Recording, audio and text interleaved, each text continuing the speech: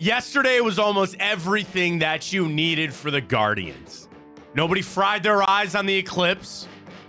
You had a fantastic game, a beautiful day. You get people in the ballpark that want to come back, and you're off to the best start that you've had since 2011 with this 8-2 Guardians team. Now, 10 games in, I try to sit here and pump the brakes even myself on what I think this Guardians team will be, right? But you watch the other teams in the AL Central. You watch how the Guardians are playing baseball. Stephen Vogt, yeah! Off to a good start for him. And it's tough for me to not jump all in, cannonball into the deep end on believing what this Guardians team might be able to be. Part of it, yes, is how bad the division is. But I watch how this team plays, man. I have a bet already placed with Tipico about this team winning the AL Central. I might place another bet this morning. See those odds. I'm starting to believe a little bit on this Cleveland Guardians team. Are you going to join us on the parade to the AL Central? We'll get to that. We have a ton of Browns news on a random Tuesday. I've got a lot of Browns roster news. I've got a mock draft that Ryan is not going to want to see this morning. I'll tell you about that coming up. I think we're going to do a Cavs-free show today, Ryan. They're off. They need to get right. We need to get right. We got 2 for Tuesday. We'll get to Time Hop. We got the grid, the bracket. Oh, the very savory bracket, which we'll tell you about in just a second. Hopefully everybody enjoyed the eclipse and your eyes are doing just fine to watch us this morning right here on Big Play. Welcome to the show, everybody. I am Matt Fontana. He is Ryan Tyler. Good morning. Happy to have you alongside. A lot of guards, a lot of Browns this morning. College football news. They're taking the Chip Kelly model, which I kind of like. We'll explain that coming up. The real fix for college football. I didn't know about Gene Steratore, okay? I sent a tweet yesterday, but how did you not know he was an NCAA ref? I had no idea. Some nice cashes for us last night on the championship. It was UConn all the way, man. Purdue tried. I cashed quite a few. We'll talk about those coming up as well. We got our boost again today for the Guardians, which I love. And hopefully everybody made through the eclipse. How many people are calling their eye doctors this morning going, hey, man, you I saw give me your tweet about that, and I was like, is that how you spell ophthalmologist? So an optometrist is different than an ophthalmologist. So explain to me what an ophthalmologist is, because I just thought it was optometrist. My understanding is that an optometrist will get you your glasses, but an ophthalmologist would be, I have problems with my eyes. Oh, I need you to fix something with my eyes. Like I have cataracts or I stared at the eclipse too much. If I wanted to get new glasses, I go to the optometrist. Yes. If I wanted to get LASIK surgery, I go to the ophthalmologist. I think so. Yes, because so here's the thing. I got LASIK, and we don't have a LASIK partner here. We'll welcome anybody here on Big Play. But I would tell you, if you have glasses, getting LASIK was one of the best things that I've ever done for myself.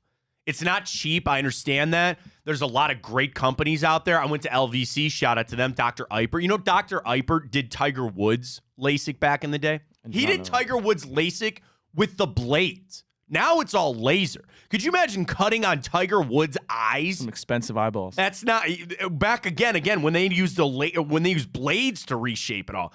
I got it done. It was 10 minutes. Greatest thing I ever did.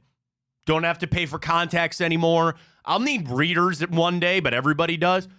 Dude, the best. Just pitching that out there, talking about ophthalmologists. It was weird because we were at a family party and there was a lot of kids, my nieces, my nephews, my son. And of course, he's like, Dad. And I'm like, put the glasses on now.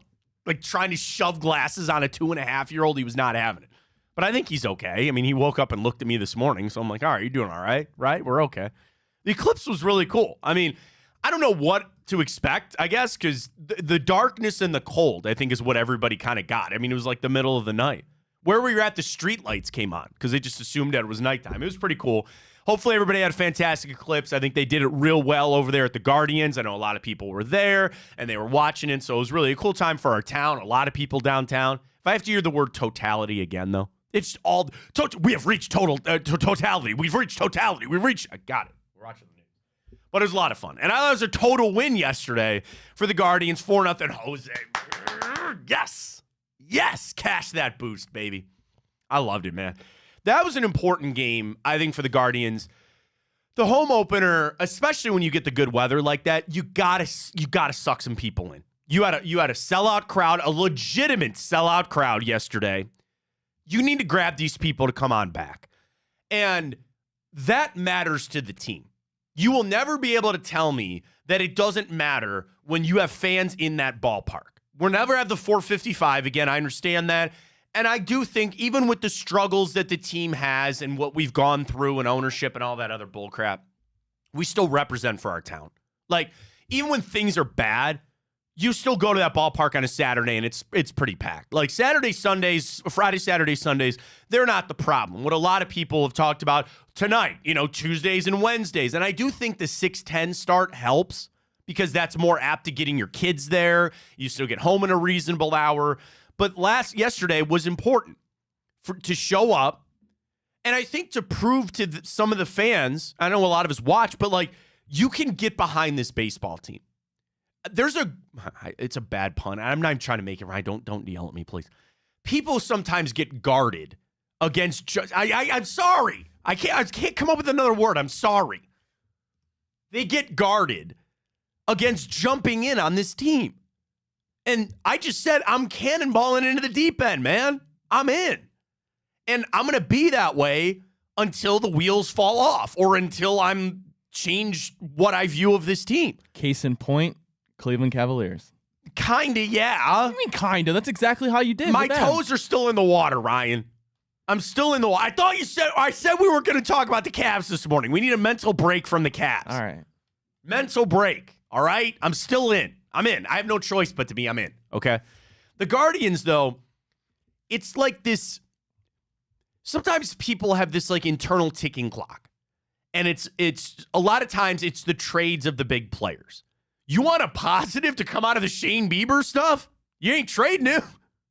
That's it. I mean, I guess in a loony world, you could try to. I don't need, probably not, right?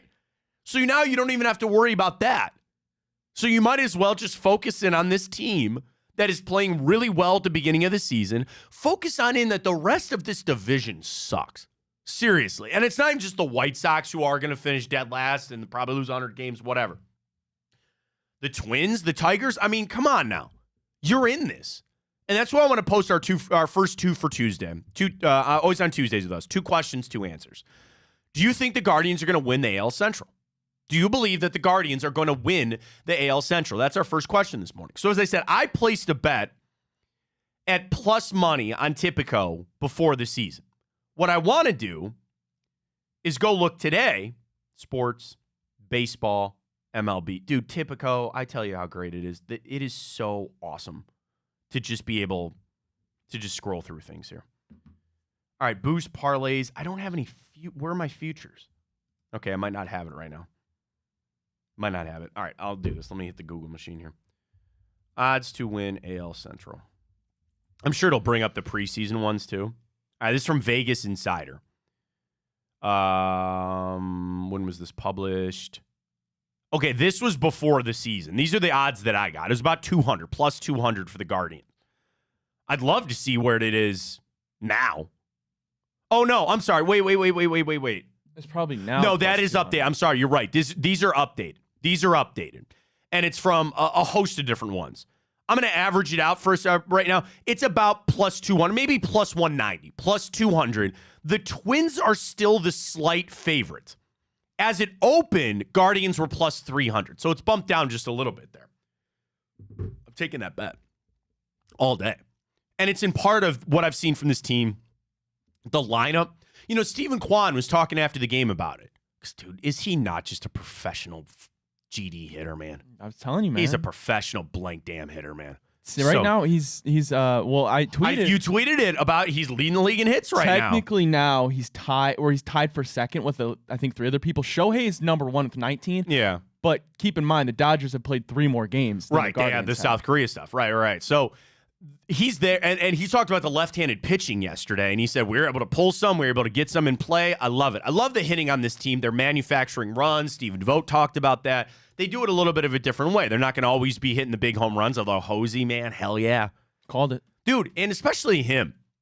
Like, It's not to put him so singularly to say that he is what makes it go. He's not the straw that stirs the drink, so to speak. But he sometimes has had slow starts to the year, right? Not now. Not right now. And you're just piecing in some other guys here and there. David Fry is hitting all of a sudden. I'm all in on this team, man. There's something about, I'm a big believer on this team. Now, the pitching, we have to get that sorted out. We know about the Bieber stuff. I do want to talk about Shane after yesterday. But our first question is up. 2 for Tuesday.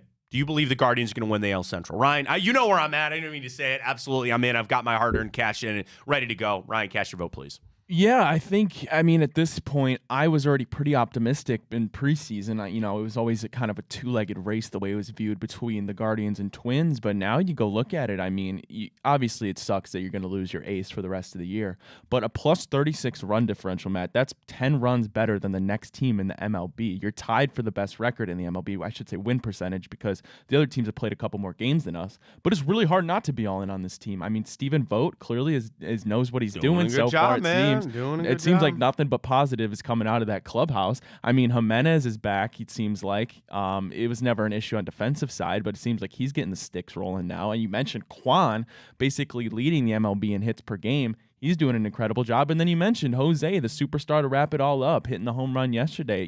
It seems like we always talk about it. Yeah, they're not going to be able to hit the home runs that the Yankees or the Dodgers are going to hit, but they're manufacturing the runs, like Stephen Vogt said. And he said that that's a good mark of a good offense. And if anything, if it keeps up like this, I don't see how the Guardians can't win it. I'm all for it. All right, let's get our second 2 for Tuesday up before we talk a little more Guards. And again, a lot of Browns coming up here on the show. I don't know why I stumbled on this. There was a story, and I feel bad because this lady, her house caught on fire, and she said one of her 37 cats started the fire. And I thought about it because my instant reaction, I feel bad because, again, she had a fire. That's why cats suck. I'm sorry. I gotta think. I like this question. Cats or dogs? That's our second 2 for Tuesday. This is gonna be cats such a landslide. Well, I don't know, man, because people that are all in on cats are all in on cats. You never hear about I mean, my brother likes people. Cats, and one of my best friends is a cat person. But other than them, I'm like, no. So I had dogs and cats pretty much growing up my whole life. And it was never a situation with the cats that we went and got one. Like the cat that we had growing up showed up on our doorstep one day. And she just stayed. And we're like, well, we'll give this cat a life, I guess. I don't know. Where I live now, 3 doors down from us. Great band. I'm so excited to see them, by the way, with Creed. Complete side note. Literally 3 doors down, our neighbor. There was a cat. There's an orange cat that when we moved in, we'd always see him just around the neighborhood. And I asked my neighbor who had been there for a long time, I go, where's the cat? And they go, oh, it's just like kind of the neighborhood cat. And I go, well, obviously it's survived winter, so that's a good thing. These people basically adopted this cat. And I appreciate them for that. So he's got like a little place to live now on their porch. He got stuck in the sewer last summer. Had to call the fire department to get him out. He's doing all right, though. He's doing just fine. So I'm not anti-cat. And my wife and I had a cat. I proposed to my wife with a kitten. Probably a bad idea. Not the marriage, not the proposal, the cat. And we loved our cat. He just couldn't stand our kids. So we had to send him off. He lives with my uncle now. So we had a cat, Ollie. He was great. We love him. But we have a dog, too. I'm clearly team dog. And to the point where I told my wife, I go, he's the last cat we'll ever have. That's it. And we had him for 3 years, and that was it. So I'm all dogs. I get it. Cats can be easier, litter box, all that. Not so much training. If you have a good lap cat, because that was the other thing, too. Some cats are, like, skittish and don't want to hang out with you. You want a cat that you're sitting there watching TV, you can lay down and all that kind of stuff. We do that with our dog, though. And having a dog with kids is, I think, great just because our kids love him, but also when they drop stuff on the floor, we don't have to pick it up. Yeah. We took him into his vet appointment, and they go, he's put some weight on. And I go, well, yeah, we got kids. They throw their Puffs and their Cheetos and their crackers and stuff on the floor. And he's a vacuum, so that's good. We don't have to clean it up. Very clearly team dog over here for me. Ryan, I feel like I know which way you're leaning to, cats or dogs. Yeah, I've never had a cat, but it's not even really necessary. Not even close. Not that I'm an anti-cat or a cat hater by any means, but I just think I'm not a cat hater. Dogs are just man's best friend. I'm not a hater on cats. I'm not gonna probably ever own one again. That's fine. We'll ride it out with the dog. We even have the debate now. Like our dogs don't. He'll turn 8 this year. He's a good boy, and he's the best. So I've looked at my wife like, do we can get another one? You want to go? You have to. That's what I said. She had a dog growing up her whole life too. I'm like, we got to get another. And granted, we're not. Alvin's doing fine. We're not throwing him out the door or anything. So it's like, we'll cross that bridge when we get there. But I feel like there's something special about having a dog. So again, team dog over here, but vote on Twitter at Matt Fontana Show. 2 for Tuesday. 2 questions, 2 answers. As always, number 1, do you believe the Guardians are going to win the AL Central? Number 2, cats or dogs? One thing to wrap up with the Guardians from yesterday. I'm not going to lie, I got like a little emotional with Shane Bieber getting introduced yesterday. Dude, hold on. I got to say something. What? Yeah. Yesterday, I'm watching the game, right? Yeah. And I turned on the pregame. I was a little bit late to my TV. And a whole shebang there. I don't know what happened, if it got rewinded and I didn't notice. I'm waiting for the damn game to start, and I'm like, holy crap, this is taking forever. Meanwhile, I go on Twitter, I see Nick tweet, Andres Jimenez is back. I'm like, what do you mean he's back? It's the bottom of the third. I didn't even know the game started. I clicked the thing. I was 20 minutes behind. The game started at 5:10. Ryan. I know. That's why I was confused. I was confused. I didn't realize that it rewinded. Were you streaming it? Yeah. Okay, sometimes. Well, no, it was on Bally's. It was on Bally's. Oh, okay. But I didn't realize it like got reset, and I'm like, damn, this is taking forever. Pitch the damn ball. Sometimes it is like when you start a stream, it'll start at the beginning, and you got to like go to live or something. Yeah, like that's that. what ended up That's happening. probably what happened. And I was like, oh, damn. So the intros, which are always fun, that's a great mark of opening day. You have Hammy out there with the podium and introducing the other team, and then you go through the entire Guardians organization, right? The chefs and the dietitians and when they introduced Bieber, man, and I love to see the reaction that the fans had, and you saw Shane getting emotional about that too, and it kind of brought back like everything with where we're at with Bieber, and I let it enter my mind for just a second, knowing that it's not feasible and probably won't happen. I don't want him to go. I'm not quite to the level of Nick Chubb. I knew that was coming. I was going to ask. Jose is signed up. He's not going anywhere. But I thought about my Nick Chubb thing, where I want Nick Chubb to never play anywhere else ever again, right? I know the contract might not make sense. We're all waiting for that restructure for him. Did you say the same thing about Kluber? Yeah, like a little bit, but then the same thing, like the injuries hit, and that was what's the difference between Klub and Beebs? I don't know. I think it's prisoner of the moment. Something you can't put your finger on? Well, I think the injury, like it going this way, and I'll tell you this, I never felt that about Francisco Lindor. Like, I wanted Lindor to stay here, but it wasn't the tug on the heartstrings. I think the Bieber injury is just playing games. You know what I mean? Like, I just feel so bad for how that went. Now, I don't feel that way about Nick Chubb because of his knee injury. I feel that way about Nick Chubb because of Nick Chubb.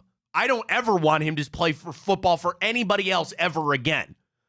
And I'll be crying the day that doesn't happen. If he retires, he retires. And I'm not saying he's going to now, but what I'm saying is I wanted Andrew Berry to get Nick Chubb a deal so he doesn't play anywhere else ever again. I want that as a fan. Can't have that probably. He's a GM. Talk about Andrew Berry. He's got to do the right thing. Mike Chernoff and Chris Antonetti got to do the right thing for the Guardians. But I'd be lying to you if I didn't say that there's a little piece of me that doesn't want to see Shane Bieber go anywhere else. And what he'll be after this injury, what he was showing, I don't know, man. I have no idea. But, like,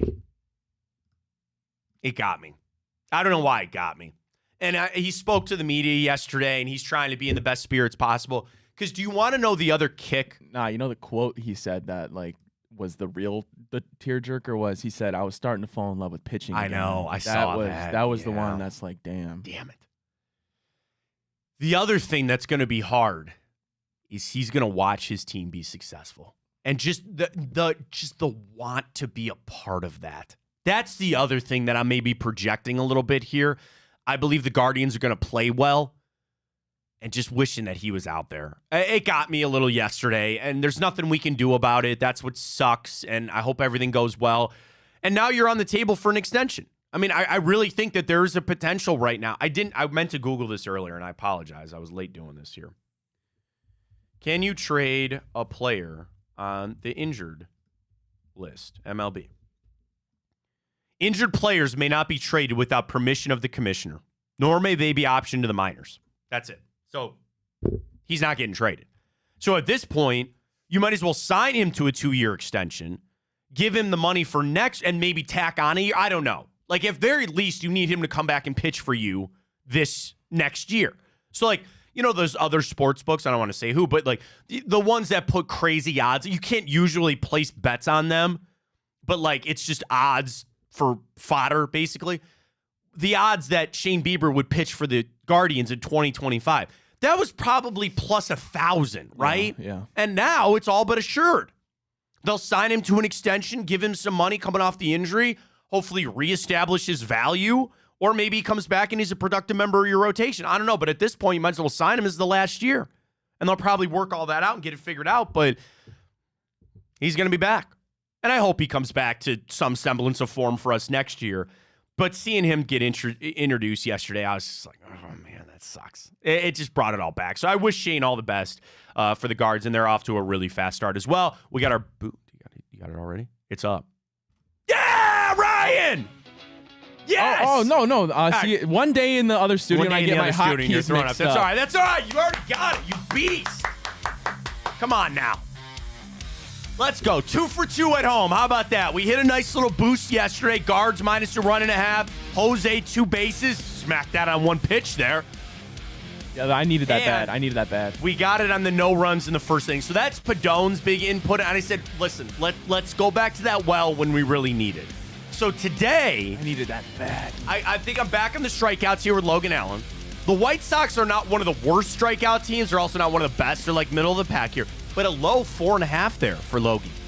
Let's go. I like that. I like that. Stephen Kwan. It's a little scary to bet 2 hits for a player. I know. But at this way, the way Kwan's playing, I'm buying in on. I tell you the other ones that I was in on. And by the way, if anybody ever wants to get in a part of our boost, just tweet us. Just tweet us in the morning or the night before if you really feel good about a boost. So we'll go with Kwan, and we'll go Guardians to get another nice win today by a couple of runs. So there we are, boosted up to a healthy, what there, Ryan? Plus 430. I like it. Let's go. Do it right now. You know, we had people that would tweet us like, oh, you just make these boosts to lose. Bro, we make these boosts. You literally sit down and do it before the show. So I will tell you this. If you want to get in on a boost, if there's something that you really like for the Guardians, tell us, and we'll put it in the boost. 10 spot, boom, done. Oh, man, and I'm getting close to my cash back again there on Tipico. Use that code Fontana100 when you sign up.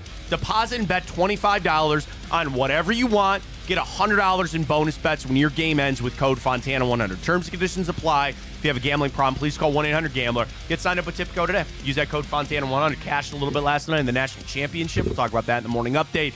Good stuff there. So let's get going with our friends at Tipico for today with the Guards. All right, let's flip over to the Browns, man. I got a lot of Browns news this morning, which is really interesting. So let's start with Mary Kay Cabot. So Mary Kay does Hey Mary Kay on Cleveland.com. And a lot of questions to her, a few about the draft. I got a mock that you're not going to want to see, Ryan. Some news on the draft this morning. But the question came to Mary Kay, Cleveland.com, from Greg in Indianapolis, that said, why keep Greg Newsome II? He's very inconsistent. They could clear some cap room. I like what I saw in Cam Mitchell. Mary Kay writes back, for starters, the Browns were very happy with Newsome's performance last season and in his first year under Jim Schwartz's defense. He embraced that slot role more than the year before and elevated his game. Also, Andrew Berry is not a guy that gives up early on his draft picks and will certainly allow Newsome to continue to develop. He's also a tremendous bargain this year at a base salary of just $2.4 million. And even if the fifth-year option tender of $13 million is picked up for next year, that's not bad for a good starting cornerback. Mary Kay writes, the Browns are expected to pick up his option by the May 2nd deadline. Okay. I got to be fully transparent with everybody. I got really angry at Greg Newsome after that playoff game. I think a lot of people did. And I said some things. Cooler heads have prevailed. Don't even. Here's where I'm at. And truthfully, I like Greg Newsome. I've got nothing against Greg Newsome. Great pick. He's lived up to the first round billing. They've changed some positions around for him. I get that. I just was reading your 2 starting corners are MJ Emerson and Denzel Ward. And if Greg is really going to dive in on this slot position, then sure, absolutely keep him around. It was never me talking about trading Greg Newsome from I can't stand him and I think he sucks and get him out of here. That wasn't the case. That was never the case for me. I just looked at it as he might be the odd man out in that room. I didn't know if they were going to pick up the option. I really didn't. Because $13 million next year, we know all the salary cap games that are getting played. Are you trying to save some money for now? Are you trying to save some money for later? At the end of the day, if they pick it up, I'm not going to freak out about it. That's fine. And in the NFL, you need multiple starting corners. We know there's injury history with Denzel Ward. There's nothing wrong with picking that up. And I guess I can't say that I'm shocked that that's the way they're leaning. Again, according to Mary Kay, the Browns are expected to pick up his fifth-year option. That makes a lot of sense. He's a drafted guy. I'd be lying to you if I also didn't factor in the Jed Wills thing, where that seemed to be a mistake, but you didn't know what you were going to get with DeJuan Jones. You didn't know where you'd be at with Jed Wills. And now I actually think there might be an opening for a Jed Wills extension. We'll get Jack Duffin on, maybe even this week. We're gearing up towards the draft, man. But all this salary cap stuff that's happening, right?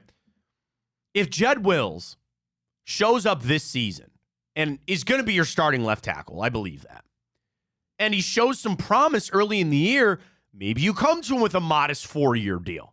I'm not talking with that Jordan Mailata guy. He got 3 years, like 60-odd some $1 million. I don't think that's what I'm talking about here with Jed Wills. But like a 4-year, I don't know, 3-year, 40-odd some million. I probably got to be more than that, probably 50-odd some. I don't know. But it's like you're going to have to pay him around $15, $16, $17 million a year if you want him to be your starting left tackle. Then you talk about the right tackle position with Conklin coming back. He's already paid. What's DeJuan Jones going to be? I'd be lying if I didn't say I was a little scarred on that fifth-year option. I can't let that impact how I view Greg Newsome. But I just look at Newsome and I'm like, if you got your paid elite corner in Denzel Ward, which, by the way, he's going to need another deal here coming up soon. Let's not forget. And I know Andrew Berry doesn't forget this because he knows something's coming. Both Denzel and Miles are going to need new deals soon. Think about when we signed them. Did that not seem like a light year away? It seemed forever until they were going to need a new deal. Come back up here soon. Not now. They're still under contract for another 2 years. But what I'm saying is, eventually they're going to need new money. And that's where you talk about the money for next year, the future, the Deshaun Watson deal. All that stuff is going to factor in. You're not letting Denzel leave. You're not letting Myles Garrett leave. So that, again, I'm not ripping the Greg Newsome thing here if it happens. But I just thought of like, you don't pick it up, and then you have $13 million extra to play with next year that you could apply then to Myles or Denzel when you try to redo one of their deals. Or is it time? I don't want to think about moving on from Denzel. And MJ Emerson will need a new deal too. Yep. He's entering year 3 as a third-round pick. There is no fifth-year option. I'm assuming he has another really solid year. He might want to even hit free agency. He might want to get that number. Now, that's where the Browns kind of what they did with Grant Delpit. Hey, man, here's solid money. Don't even mess with free agency. And it's also a short enough deal that you can still hit it before you hit 30, right? And you got plenty of time to make some money in the NFL. A lot of games, a lot of moving parts here, a lot of money that's going to get thrown around. So with Mary Kay saying she expects the Browns to pick up Greg Newsome's option, I can't say that I'm shocked by that. And it was never something that I was trying to kick Greg Newsome out the door. I read the room. I said, you got a couple of good corners here. I'm kind of in on Cam Mitchell. And I guess how much are you willing to pay a slot corner? That's the thing. And the one dude, I can't remember for what team, just signed a deal, and he becomes the highest paid slot corner, right? And he was about that $13 million price tag. What do we know about number one corners? They're getting $20-odd some million a year. That's the going rate for a number one corner. Number two, what's MJ going to get? Is he shooting around 18 to 20? I don't know. And then you talk 30. That's a lot of money. A lot of money for one room, for one position group. And it's one of the more important positions in football now, quarterback, pass rusher, wide receiver, and corner. That's where you're at. That's where the money's starting to go. But, I mean, that's fine. And still, they have till May 2nd. I'm assuming they'll do it. It's one of the many offseason moves that's still got to happen. I'm not out on Greg Newsome. And to Mary Kay, what she wrote there, the kind of shift that maybe he had, going from Joe Woods, that maybe that system wasn't working, to Jim Schwartz, whatever. You got to be a slot guy. That seems like a negative. Does that not seem like you're getting demoted or pushed back? Dude, in reality, that's where we need you to play, and you can still make good money doing it. Let's go all in here. Well, yeah, I guess that's part of the, if that's your plan of going all in, then yeah, I mean, you might as well. But that's the problem, is he is a slot corner. He's your third best corner.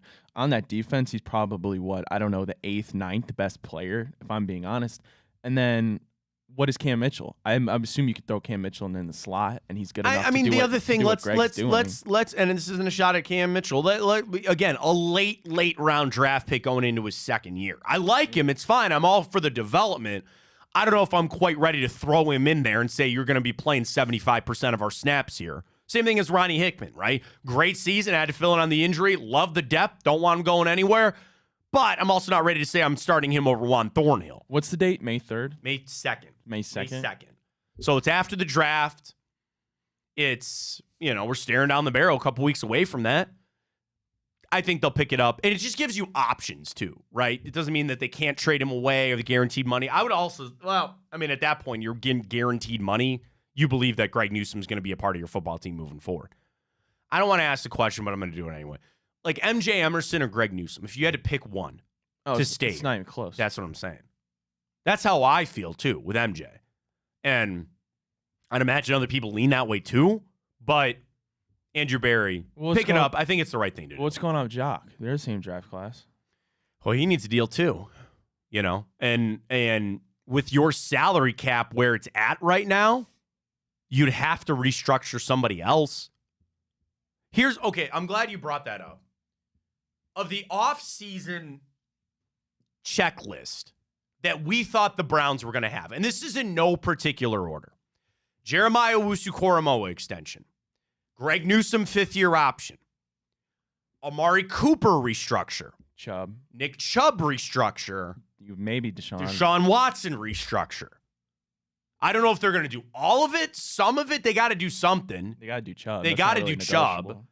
And if they can free up some of that cash, because you can't sign Jeremiah Owusu-Koramoah to a deal and try to give him some money up front here because you have no money right now. You need to free probably 12 mil? Something. And what do they have, 6 or 7 at the moment? Still got a draft class that you got to sign. You got to have some flexibility when you enter the season to try to sign some guys if you need them here and there. I get all of it. That's where the Deshaun restructure would come in, but it doesn't look like it's going to happen. What have I been telling you?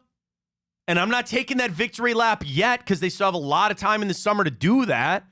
That is the quickest one. You solve all your problems with that. Would you say that's the number one cause of that not restructure is they're worried about Deshaun? Absolutely. Okay. What else would it be?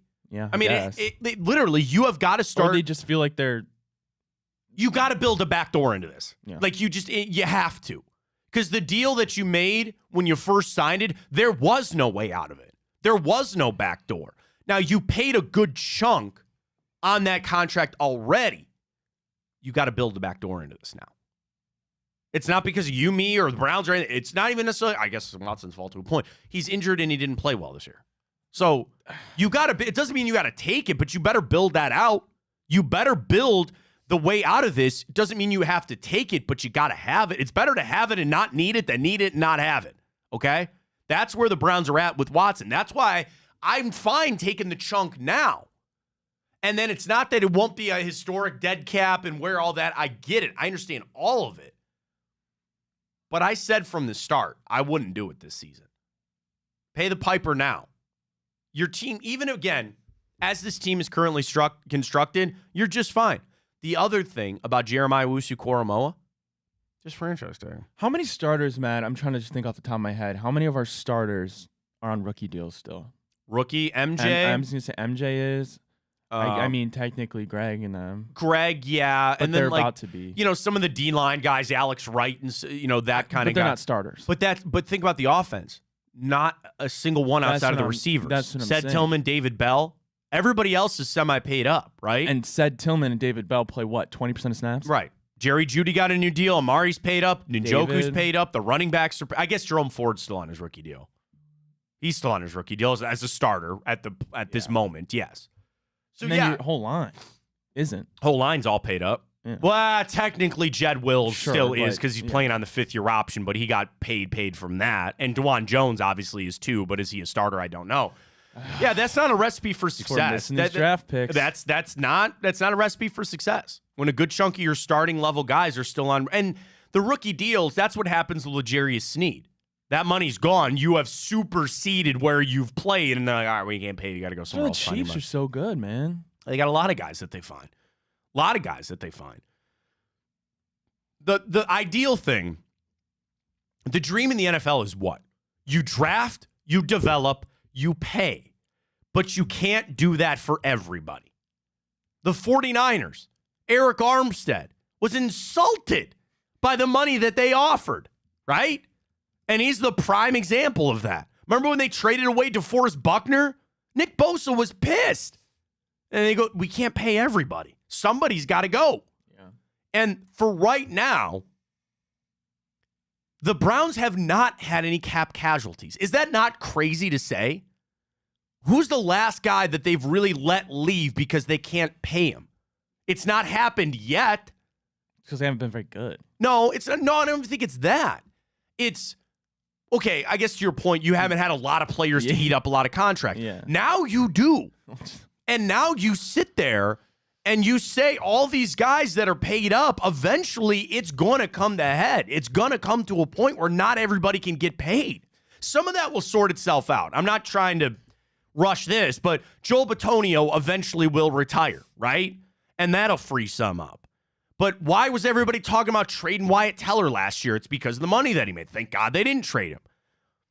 There's a world maybe, I'm just saying this, if they sit down and they go, maybe Denzel Ward's not worth it anymore. I don't know.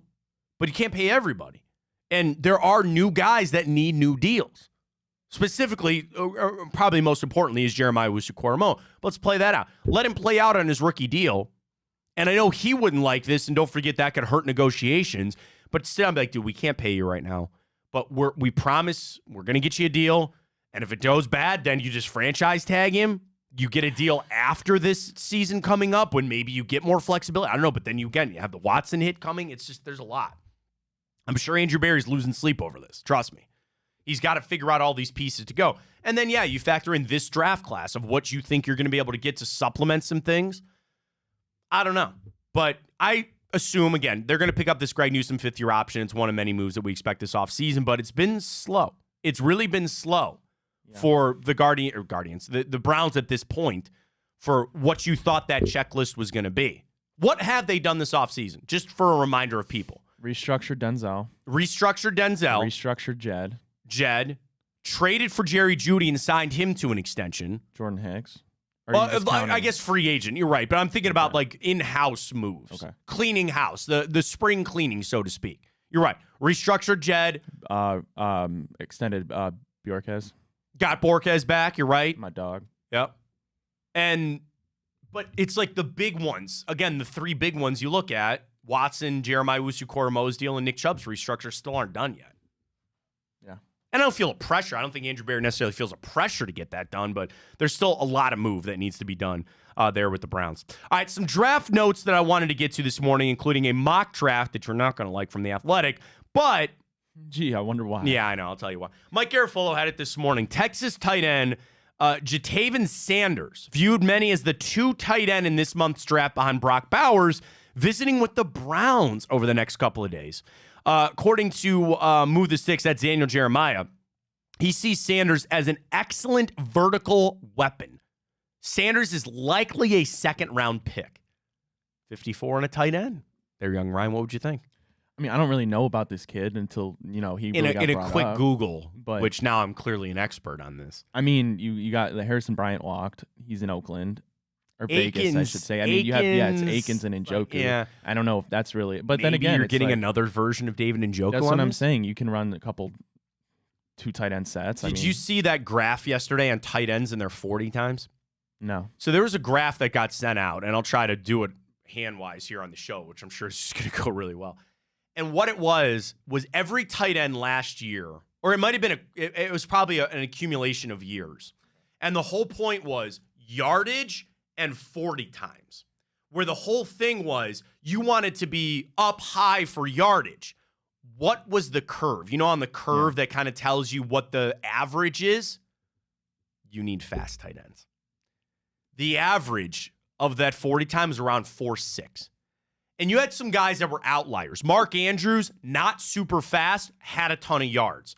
But a lot of these guys that were over here were Kyle Pitts, and even Njoku kind of pushed it there. TJ Hawkinson was like somewhere around the middle.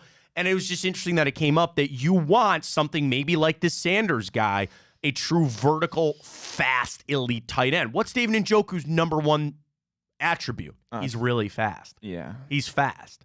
And if I look at a Sanders guy like this, knowing that you might need that position to be filled back up from the bottom, I'm with you. I'm still all in on wide receiver, man. I really am. We got this Benson news. We got this news. And they're doing these top 30 visits. These are not throwaways. These are important things that they're doing.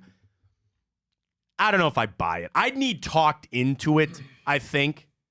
But I'm still all in on wide receiver there at 54. I am. I mean, yeah, I'm more attracted to the wide receiver label. But then at the end of the day, I mean, what's Travis Kelce? He's a wide receiver. What's Mark Andrews? Basically a wide receiver. What's Right. George Kittle? I mean, George Kittle, probably the best. Was that overall Jimmy tight end. Graham that wanted to be classified as a wide receiver when he got the franchise tag? Was that him? Do you remember that? Why? Because wide receivers get paid more. I know, but remember he changed his Twitter bio to be pass catcher and he was fighting the NFL on that. It was Jimmy Graham, right? I'm not missing. I don't. I think it was Jimmy Graham. I'm pretty sure it was Jimmy Graham. But still, yeah, I mean, drafting the next version of David Njoku, right? There's the time that his deal might need to be redone or not here. I get it. I would, again, I'm not buying the smoke on that. I'm not buying the smoke on Trey Benson. I hope I'm not saying wide receiver, and I'm sorry. I'm not saying that tight end and running back would be my last two picks at 54. They're definitely not first. That being said, I head over to the Athletic 3-round mock here from our guy Nick Baumgartner. Shout out to him. Number 1. I don't even know why I do it anymore. Caleb Williams. Here's a twist. 2. Washington. Drake May. He says May is still growing as a passer, particularly in his consistent processing from the pocket. When you stack him up to Jaden Daniels, though, May's strengths are stronger and the weaknesses are similar. The old higher ceiling debate there. Number 3, I'm sure the New England Patriots would run to that podium to grab Jaden Daniels.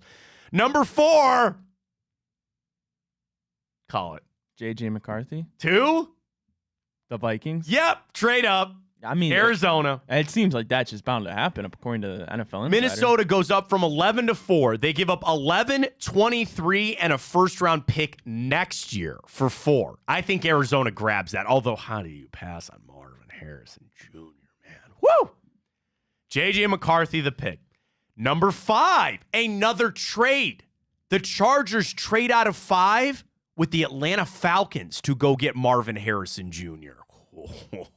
Wow. That would be dirty. Say what you want about Drake London. I'm not a big fan. It's Kyle Pitts, Marvin Harrison, Drake London, and Bijan Robinson with one Kirko down there. That's what I'm saying, man. The Falcons cook. They can cook. Bears take Malik Neighbors at 6. Rome goes 7 to the Titans. So this is another draft that of your top 7 picks, 4 quarterbacks, 3 wide receivers. Chargers trade back, take Joe Alt at 8. Brock Bowers goes 9 to the Giants, and Fashanu, the tight end from the Penn State, goes 10 to the Jets. I'm just going to kind of cherry pick here on some of these other ones that you find interesting. Bo Nix, 19, Denver. Yep. No trade needed. They just kind of sit there and they take Bo Nix. I could see that very much happening. Then we scroll on down. Donnie Mitchell, wide receiver, goes first round, of course.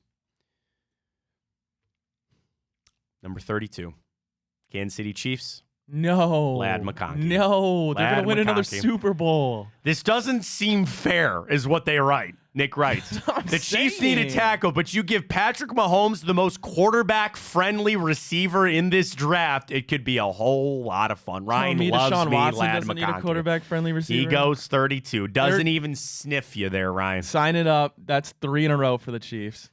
Xavier Worthy goes 33 to the Panthers. Braden Fisk, Cooper Beebe, 2 linemen off the board. Keon Coleman goes 43. Michael Penix goes 44 to the Raiders. And down at number 54, your Cleveland Browns select Malachi Corley, wide receiver, Western Kentucky. Nick does a write-up. At long last, the Browns... Oh, man. Getting over this crud, man. Ooh, hang on. Ooh. That was a bad one. Usually I can fight him off. That one got me. Woo! All right, back to Malachi Corley. At long last, the Browns will be back in the first round next year. Meanwhile, Cleveland should have the option to take advantage of this receiver class at 54 or find the next best offensive tackle. Those are the two positions, man. Corley's value extends beyond pass catching. His yards after the catch potential make him a possible run game factor as well. Just to see some of the guys that would still be on the list here in Nick's mock draft for the Browns, Ricky Pearsall goes 62. Jalen Polk goes to the third round in this one. Troy Franklin, also a third-round wide receiver in this draft as well. I forgot about Cade Stover. He's got him in the third round. You want another tight end? I don't know. Am I jaded on Cade because he went to Ohio State? I don't know much about him. I know he just is former Mr. Ohio football. He's a guy that played a lot of positions. Yeah. D-line, linebacker, back to tight end. Probably tells you he's pretty athletic. He also has Jonathan Brooks and Jeremiah Trotter as third-round picks. He has Spencer Rattler going 99 to the Rams. That's an interesting one about if the Browns could trade back up to the third round. You know, the debate about do they want more picks or need more picks versus trading back to acquire more or give up a few to move back up into the third round. I don't know. There's some names there in that third round that get me going. A couple of those guys. But Malachi Corley, would you take it knowing that your guy Ladd is off the board? Yeah, absolutely. Yeah. I mean, out of the receivers that are probably going to be available there, I mentioned Matt Bowen in an article said he was the best yards after the catch wide receiver in this year's draft class. I mean, yeah, absolutely. Here's about where they're at in Nick's mock here.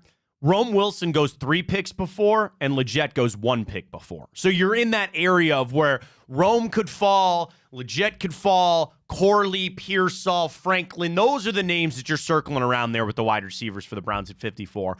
I'm sorry, I just had to bring that up to tell you that I think the Ladd dream is fading. I mean, if the NFL wants to let the Chiefs win 3 Super Bowls in a row, be my guest.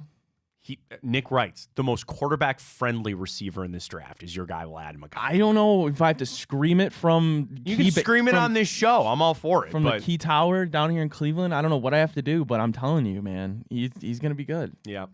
I wanted to flip over to college a little bit. We got a lot coming up here in hour 2. We'll revisit our 2 for Tuesday. 2 questions, 2 answers. Do you believe the Guardians are going to win the AL Central? And cats or dogs? We'll debate that here on the Matt Fontana Show, streaming Twitter, Facebook, YouTube, on Twitch as well. Just search us at Matt Fontana Show, and you'll find it all there. It's back up about college football that this Super League is being pitched yet again. And the story goes that they are thinking about a soccer-style system. And I'll tell you, I don't know much about soccer. Ryan doesn't really either about the Premier League. Here's my understanding on a base level. You have all of these teams in Europe, in England, where all over, right? And they all play within their own league. Then they play in a league that is just England, right? And then they play in the Champions League, where if you win your league, then it's a group of these people. And then you have the Premier League, which you have to get into, and then you can get relegated. And my understanding, again, that these teams, say soccer, what do they play? 3-4 times a week, probably, right? I think something like that. You could have a Champions League game on Monday. You could have a Premier League game on Wednesday, right? You just match it up all that way. But the whole point is you've got all these different teams that still eventually all come together. Is that not what college football needs? You have all of these teams, and you eventually need them to come together. That would make you the most money. It'd be, in a way, the easiest to follow.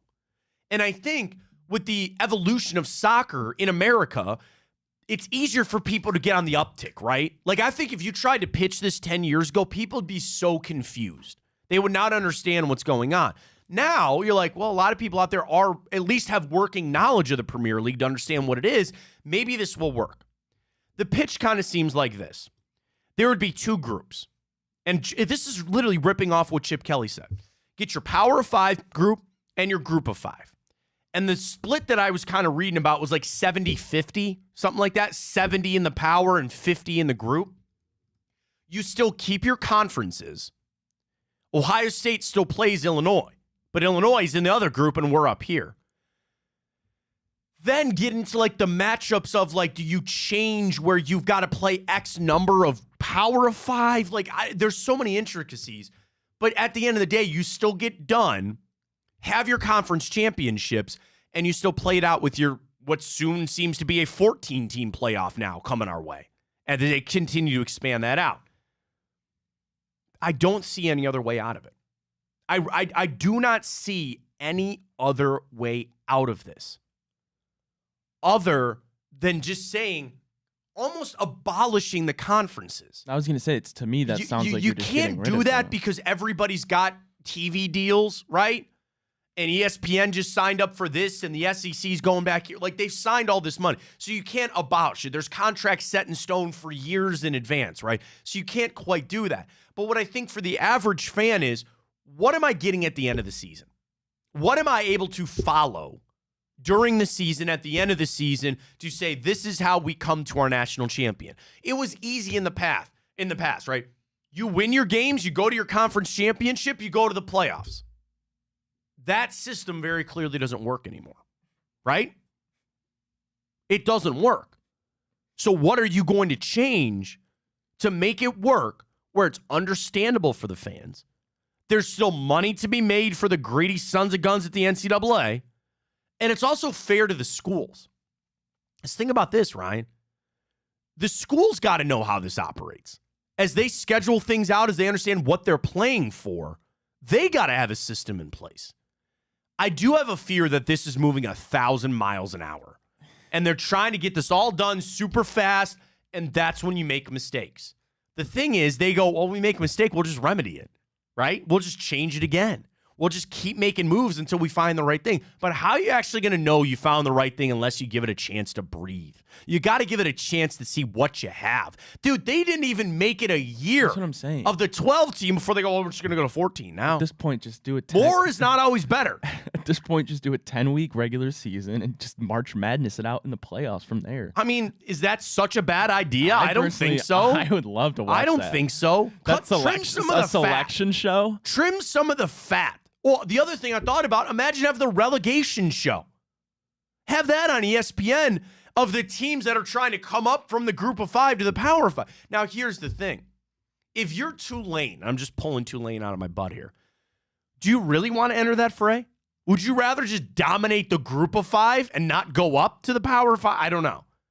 And it doesn't change scheduling because you could still do all your schedules and it just changes what trophy you're playing for. And then they get more games because then you got the playoffs for the group of 5 too. It's basically what you have now with 1AA. You're just cutting it up again. The more you slice the pie, the less pie you get everybody gets. You want to keep cutting this up and dividing everything up. What's the point? And you and I have to maybe have that uncomfortable conversation to say there are some Division I programs that will never win a national championship. That's so the what problem. is the point? That's the problem. What's the point? Some of those schools, I'm not going to say who, they go to Alabama to get a fat paycheck to get waxed by the Crimson Tide, but they need that money. And then the money that they get when they go play their conference games, and some of them make bowl games with 1,200 people in the stands, but everybody got a free PlayStation or free Nintendo Switch, all the players did when they went to this bowl game, and we all sit down and watch a meaningless game in the middle of December. I get it. That's all kind of fat. Maybe we got to trim that a little bit. The ultimate goal is we want the best teams playing the best teams for the right to go to the national championship and win the whole damn thing. Nothing else really matters to me. And that comes from a position of power because I'm an Ohio State fan. I'm bougie. I'm rich. Not really. But from a college football standpoint, I am. Ohio State wins their spring game because it's on Fox. It's on Fox. I don't know who the hell watches that, man. Would you rather watch that or a UFL game? I'd rather watch UFL games. So would I. I'm kind of getting into the UFL a little bit here. But they're streaming. They are going to live programming on Fox, have a spring game to watch a practice. Ohio State's all loaded up. We know that. So this is me from a position of power, not giving a damn about anybody else. Not giving a damn about the small schools. And the NCAA, let's call it for what it is, neither do they. Neither do they.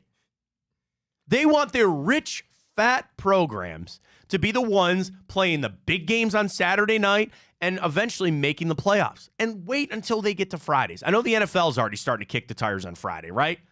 Or no, well, college is already on Fridays. Yeah, college. They're already there. It's just this giant fight. And I think the more that the NCAA, again, the more they change, I don't necessarily think that's always good. But the further they kick the can down the road of actually figuring out what they're doing, the rest of us are just kind of sitting in limbo. I want something I can sink my teeth into. I want to jump into something to say, this is how you go win a national championship, or this is how I can see the best football. I'll be the first to tell you, I don't think the old system was broken. I'm a child of the BCS. I loved the BCS. I thought it was perfect.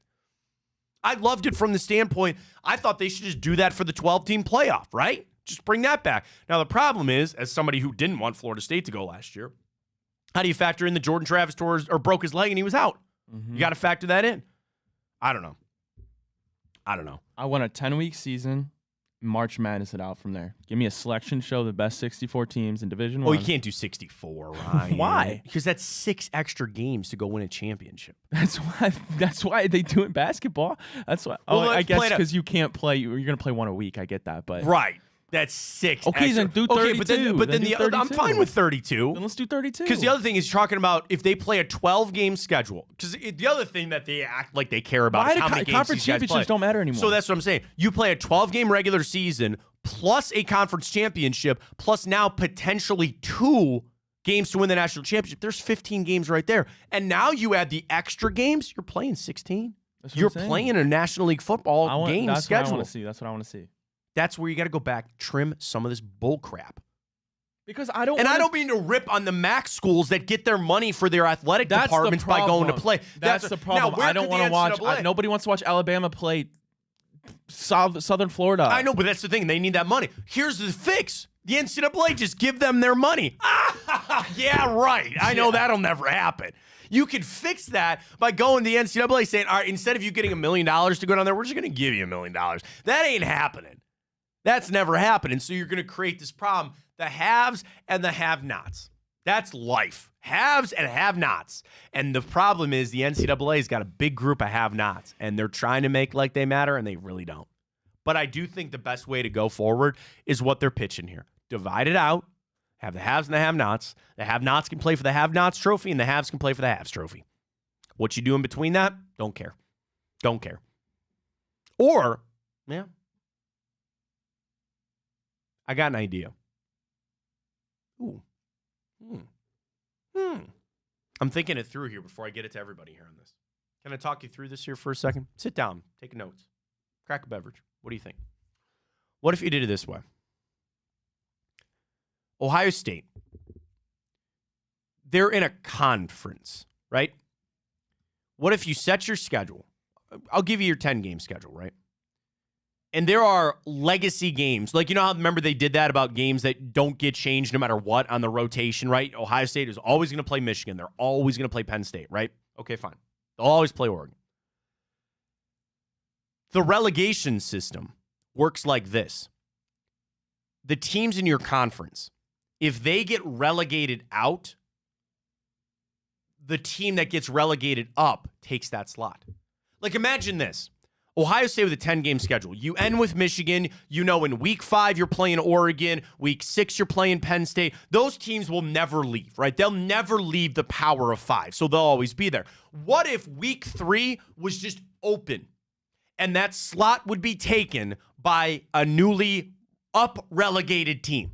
So then your 10-game schedule is truly nothing but teams in the power of 5. Because the messy part is when they're playing a team that's not in their conference. So again, imagine this. The NCAA says, we're dividing this right down the middle. There is a power of 5. These are the cream of the crop. Alabama, Georgia, Ohio State, Oregon, USC, UCLA. They're in this. Your group of 5 is Illinois and Indiana and some of the lesser teams in the Big Ten. And if they do enough to get bumped up, then they get to play Ohio State. I'm fine with that. But then you have open on your schedule, and I know people would bitch about tickets and who that team would be and logistics and all that. I'm just trying to think a way through it, where you say that game is forever at home. Week 3 is at home. You know it's at least at Ohio Stadium, and it could be one of 4 teams, right? We just don't know which until the relegation show or something like that. You get what I'm saying? You understand kind of what I'm trying to figure out here for the NCAA? Hey, man, if I don't have to watch Ohio State play Akron. That's my point. I don't want to see that. I'm all for even it. Teams in their conference, I don't need to see Ohio State kick the living crap out of Rutgers anymore. I just don't need to see it. Now, the issue is you're selling Rutgers short. What if they got good all of a sudden? Well, then relegate and come back up, right? You get what I'm saying? Yeah. You get good, then get relegated back on up. Go play the rest of those have-nots over there. They got a lot on their plate. I also don't think that they're I mean, obviously I'm not in the room. I don't know. Are they actually working on this?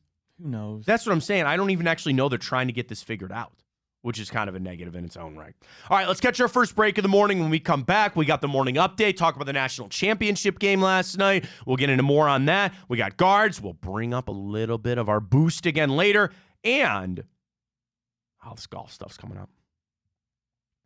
John Rahm said that he hoped his move to LIV would expedite the coming together in pro golf, but unfortunately, it's not up to me. At the end of the day, I did what was best for myself. Bro, you divided it even more. Did John Rahm really think like he was the Messiah? And he goes, oh, I'll go over to LIV, and when I go over to LIV, I'll bring everybody back together. No, you actually fractured it even worse, okay? Of anybody that left for LIV, John Rahm's the one that hurt it the most. Oh, 100%. I thought it was Cam Smith for a little while. But he's not on the level, Rahm. But nobody's on the level of John Rahm. Nobody is. So we'll talk. Who? Scotty. Scotty's very. Yeah, you're right. You're right. God, I hope God. That's the PGA Tour better be going to him and be like, I don't. Yeah. You better. Please God, don't. Please God, don't. And there's some other guys. Like I don't want to see Xander Schauffele go. I don't want to see Colin Morikawa go. I don't want to see Rory go. But you cannot lose Scott. You ain't losing Scott. There's no way that's happening. So we'll mix in a little bit of golf coming up as well. We got it all for you. Oh, one other thing, too, I wanted to get to in hour two. David Schoenfield. No. This was your guy. Bradford Doolittle. Nice. ESPN. Why didn't the Guardians do something this offseason? So for every team in baseball, he asked a question, why didn't my team get X? The Diamondbacks. Why didn't they get a bullpen arm? The Braves. Why didn't they get a shortstop upgrade? What did he say about the Guardians? Why the heck didn't the Guardians ... I'll tell you that in hour two. So we'll get to that coming up. We'll give the Immaculate Grid another try. We'll see how that goes. Stay with us, Fontana Show right here on Big Play. Big day yesterday for us as always. Blake and Greg Williams, come get some. We had Reflog on with us yesterday. Big Play Cincy Show yesterday. Eclipse Show. They had Jensen Lutz. By the way, I don't mention Big this Play enough. Cleveland Show yesterday. What did I say? Cincy? Sorry, that is on Thursdays, by the way. Big Play Cleveland Show. They have Jensen Lewis on every Monday. Yeah. You want to talk baseball? Jensen's on every single Monday with the crew over there. So check that out. And also, you want to talk Guardians Insight? Who's better than Gab? She's at every single game. She's the in-stadium announcer. So it's great stuff with them. Hanford Show last night. Again, Blake and Greg Williams tonight. Josh and Maria Cribbs on the hunt for love there for young Ryan over there. And Enter the Jungle, James Rapine, Andrew Fox Miller. They got it all for you covering the Bengals. Folks, Big Play is where it's at. Website, bigplay.com.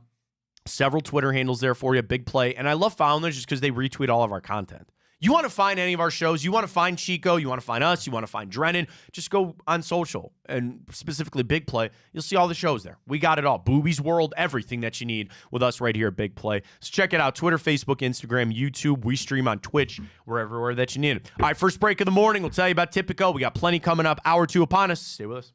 Well, how do they know I'm doing this? Did somebody leak this out? It's social media. Oh. It's just, that's the way social media works now. I thought maybe you were just running that yap.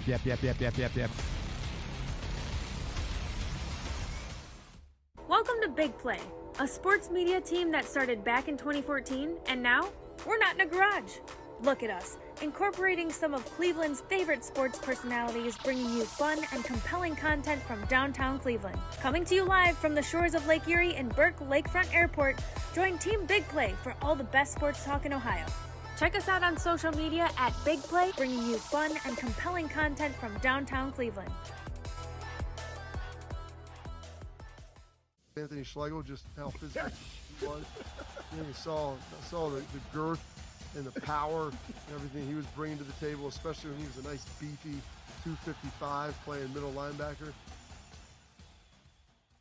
we were called soft last year. You don't want to be soft, especially when you come to the playoffs. So that's going to be a process throughout this season of establishing us as a harder team here in the How does an Ohioan build the perfect parlay? Who's got something? Big guys looking for long odds. The kids in Columbus are covering better than anyone, and at even odds. If it's even, I'm leaving. Listen, our championship DVD starts today, all right? Dude, I just got an invite to a Cincy playoff watch party. Shut up. Cincy, State, Cleveland, the perfect parlay. I'm a genius. For the best odds on Ohio sports, bet with your cojones. It is Spanish, dummy. Bet with Typical Sportsbook. I don't buy into this nonsense, this conspiracy nonsense that he's got his money and he's dogging it. That's ridiculous.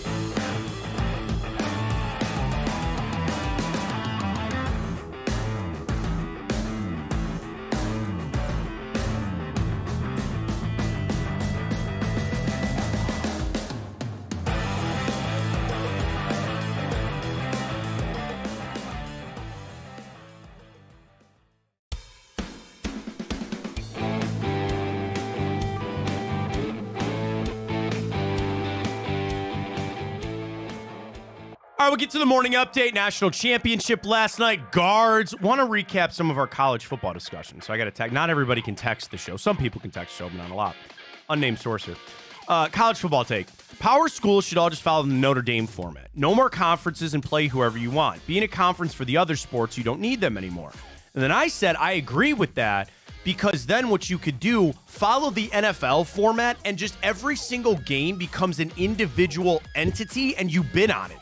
So imagine just for a second, and I know it probably wouldn't work because, again, the deals at Fox and ESPN, they've all signed and they're worth billions of dollars, right?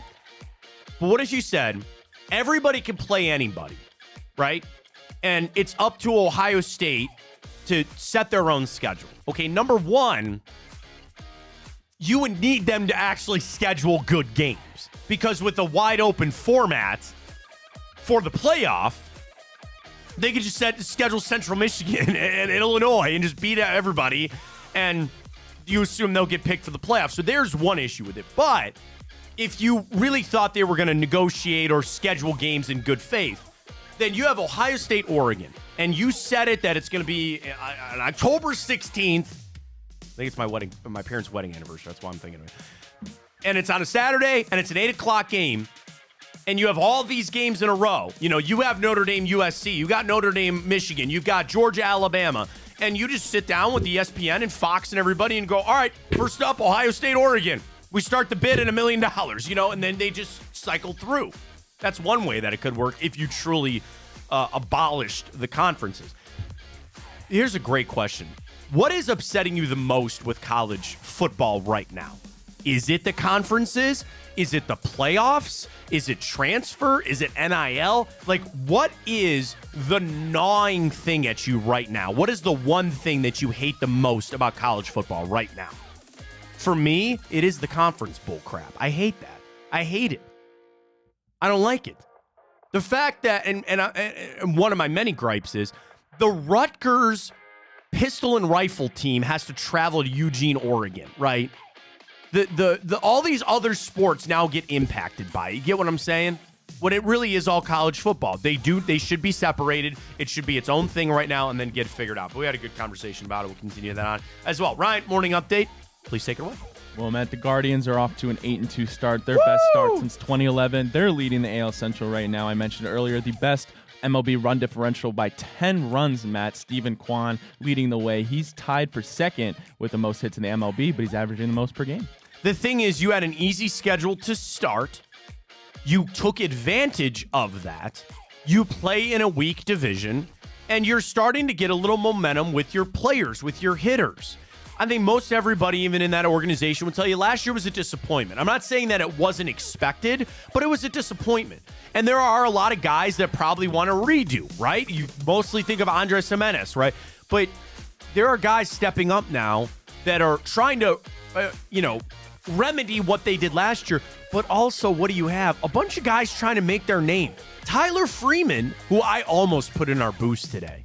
All he needed was one hit from Ty. I almost put him in the boost today. But Tyler Freeman's trying to prove that he can be an everyday center fielder. Laureano and Brennan fighting for that spot. Talk about Brian Rocchio showing up to say, this is my job, and I don't want anybody else to take it from me. You need that balance. You need some guys that are hungry in there getting after it, and you are. The one other thing, too, from yesterday, because I don't think it was Rocchio. I think it might have been Hedges. A bunt. Now, I know it got called back as it was foul, but a bunt just warms my heart. I love that. You move your runners, man. Bunting is a lost art in baseball, and I love to see it. Love where the Guardians are at right now. To our Twitter question this morning, Ryan, if you have it up, please. Do you think the Guardians are going to win the AL Central, yes or no? 66% say yes. All 33% say no. All right. We got to dive into some tweets because you sent the tweet yesterday about the guards. Yeah. I want to do that after the morning update. All right, we'll do the grid, too. We'll give it a short run on the grid today. We'll see how it goes. But I do want to dive into some tweets. At Matt Fontana Show, drop us a follow there. All right, Matt. Well, the Guardians are in a good spot, but not the same for our current Cleveland Cavaliers team. Just 3 games left. They have off tonight, but then they take on the Memphis Grizzlies. And that is the Pacers and then the lowly Hornets. Yeah, I mean, just kind of, we just needed the day to get away from the Cavs for a second. They need a day to get away. I don't want to talk about Donovan's knee anymore. I don't want to talk about Darius Garland. I don't want to talk, we just need a day. All right, we just need a day. Set it on away. That's okay. I'm glad you brought it up. Noteworthy. Scoreboard watching. Do we not have a couple of games tonight that we need to keep our eye on? I think we do. I think we have 2. If I'm not mistaken. So you have the Pacers and the Raptors. Go Toronto. Celtics, Bucks don't necessarily and then the Knicks have the Bulls. God bless it. Matt. Who's the Magic have? The Hornets? The Rockets. Okay.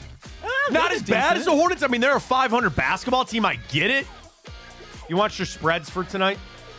Orlando 3.5 over the Rockets. Knicks are 4.5 over the Bulls. Pacers 12.5 over the Raptors.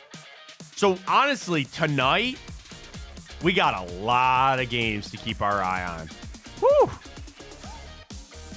Lot of games. Really, you have 3 that you're going to look at. Pacers Raptors is probably 3rd on that list, but you're rooting for the Raptors.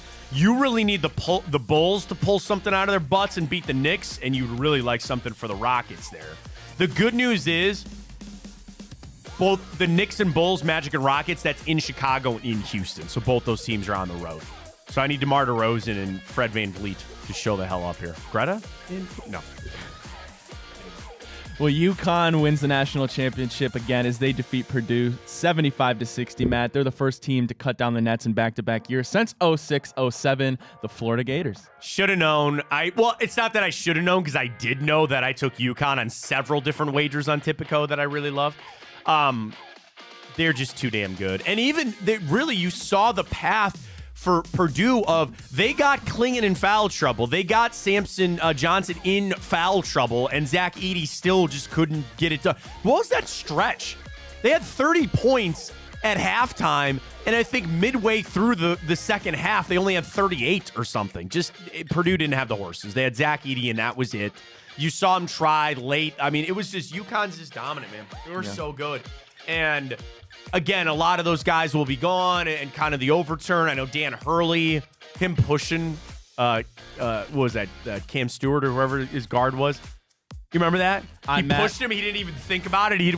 I stayed up to watch the whole game. I had wagers on it. I didn't watch a single minute. Oh, it was fun. I was asleep. It was a fun game to have a wager on because it was all UConn. Yeah, man, they're dominant. I already have it out from CBS Sports this morning. I saw the odds for next year. You want to pull those up real quick? Yeah, well, I did see a way too early top 25, and I will say my Bearcats slid in there at 25. Yep, Ohio State was just on the bubble. Yep. And that's the thing. I think Ohio State's got a chance. Maybe next year. We'll see. But congratulations to UConn. Basketball season done and done. Now we're ready for the NBA playoffs. Overall, March Madness. Thumbs up, down. Good start. I would say kind of a boring Waned out. finish. Now, I will tell you this. Did the women not just completely own this? I think they were better than the men.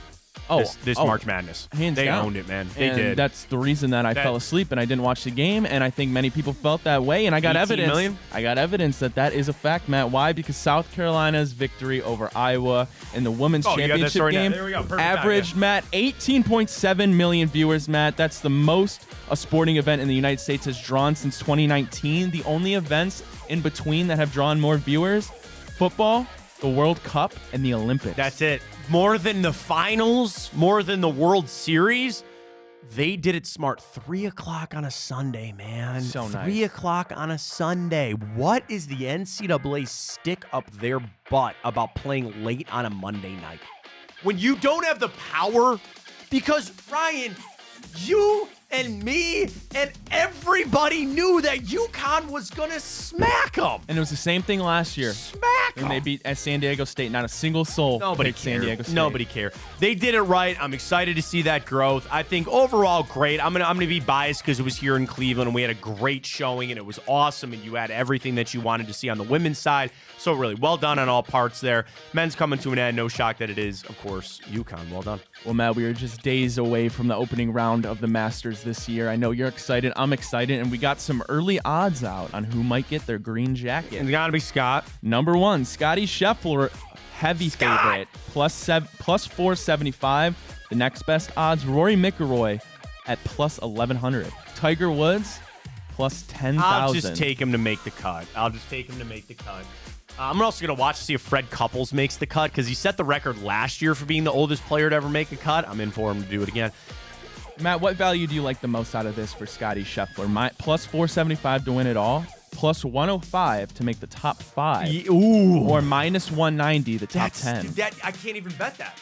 I don't even want to bet that, right? You're better off taking that he'll miss the cut just for your value. Put a couple of bucks on that. We'll do our golf breakdown tomorrow because I do want to give you some long shot guys that I like for Augusta this week.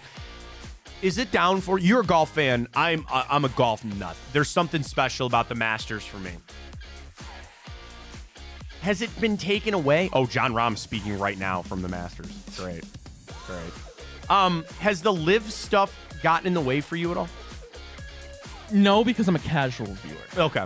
So me personally, no, but I understand how it causes a lot of conflict. I look at it, there's a lot of people that would look at this past weekend, the Texas Open, that's the last shot for you to get in. And I can never pronounce his name, but I apologize. Batia made it in. He won his first event. He gets to go to the Masters now. But you don't have the field that everybody wants. You don't get to see Scotty Scheffler take on John Rahm. Well, now you get it at the Masters. Now you get it there. And I will tell you this.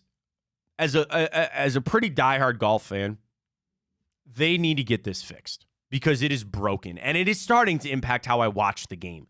I'm not one of these people that are going to bitch and moan about not being able to see all these guys. It's even just the other stuff of people just making this a story. I don't support Liv. I won't support Liv. I don't like them. They took some of my favorite golfers. They frankly took some golfers I'm glad they took, so I don't got to see Patrick Reed anymore. I think he's a jackass. I don't like Bryson DeChambeau. They took some guys I do like. I like Brooks. I like John Rahm. I like Dustin Johnson. Fine. But it's broken, and they need to fix it, okay? 2 never works. Why is there only one NFL? Because there's only one. You need to get it fixed. You have the best guys on the number 1 door. However they do that, however you divide the money up, I don't care. I thought about this. Here's an idea. And the PGA, who's getting all this money now, here's what you do. And maybe this is eventually the come together that they will. The guys that stayed in the PGA Tour, cut them a check. Cut them a check for what they would have gotten from Liv. And beat a real number. Because don't forget, the money that these guys got from Liv was actually an advance on some of the money that they get for tournament wins. Cut Scotty Scheffler and Rory McIlroy and Colin Morikawa and the guys that stayed. Cut them a check and go down the line. Not everybody gets an equal one. Cut them a check and say, this is what you would have got from Liv. Now everybody is whole. Everybody is made equal. And let's come together and let's play some freaking golf. Okay? Can we just do that, please? Some of the guys aren't complaining, though, because they're winning tournaments that they would never have a chance to win because some of the best golfers are over there. But now you get to the Masters. I'm still all in. I love it. We'll see how it goes. I don't know if I love it, Ryan, but we'll see how it goes. Well, Matt, the Browns are in it. Okay. I think we need to start this with just like I feel like we just need to get in the right headspace. A little cleansing here for the Immaculate Grid that has just frankly throttled us for the past month. But we keep doing it. Why? I don't know, because I don't want the game to win. I don't want the Immaculate Grid to win. We got Browns, Steelers, and Ravens in this. We should have no reason to screw this up. And Patriots. Pretty easy. Down, left, and right, statistical category. We need to complete it. We have 9 minutes to do so. Ryan, our last statistical category, please. 1,000-yard receiving season. Go! Do Amari Cooper? Yep. You want to know who else I thought of that fits now for the Patriots-Browns? Josh Gordon. But we could also put Dan Shelton there as well. Jamie Collins. Jamie Collins. There's so many, honestly. I'll let you pick today.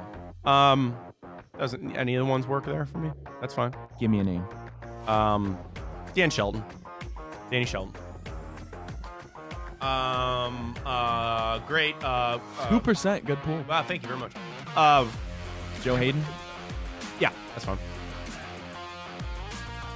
I was going to say Larry Ogunjobi, to be honest with you, but that's a good one, too. Vikings. Stephon Diggs. Okay. Unfortunately. Odell doesn't work for any of the other ones, so if you want to put him down for Ravens 1,000-yard receivers. Because it just has to be in his career. Yeah, did it with the Giants. Did it with the Giants, so that works. Okay, I don't know why they didn't give it us. Maybe it's got to be 1,000 yards with that team. Does it say that underneath the little tiny font? No. We got All right, so, but... Okay, fine. Then, yeah, we'll go with Mark Andrews. So don't put him in there. Wait, but just go make sure OBJ topped 1,000 yards. He had to have. No, I know for a fact. It had to have been with that team, I guess. You know his middle name is Cornelius? Odell's? Yeah. Just confirm. He's topped 1,000 yards. Yeah. 5 times. That's what I thought. Okay. 5 times. So we got that. So again, count that. Do you want to? Can you reset it, or you can't do it? But we know it's there. But I want the look of all the green, Ryan. Matt, all right, fine. That one's good to go. All right, so now we're in it. You want to just try to knock out some Steelers Ravens there? Oh man, Patrick Queen hasn't played a game yet though for the Steelers Ravens. No, that's a tough one. All right. Wait, where are we focusing? Let's go Ravens. So let's go Ravens, Steelers, Ravens. Well, I got one for Patriots, Ravens. Go ahead. Yeah. Billy Cundiff. Oh, that's a good one. That actually would have worked for Browns, Ravens too. Okay. Wait a minute, Ryan. Yes, he did. For the Patriots? I'm almost positive. I don't think so. He played a year. Well, now we've screwed this up, man. What do you mean? I believed you because you were all in on it. Positive. Nope. I mean, I know he missed the kick against the Pats with the Ravens, but then I thought I thought he went to the Jesus. On the day that we thought we were going to get this done, to let the Immaculate Grid live. Good gravy. All right, well, let's just get 8 out of 9. Okay. You said, okay, good one. Okay. All right, great. Here we go. All right. God bless America. Yeah. Ravens, there should be an easy Ravens-Steelers one that we're not thinking of, and I don't know why. Oh, I haven't really thought about it yet. Ravens-Steelers. Kevin Zeitler's played for everybody but the Steelers in the AFC North.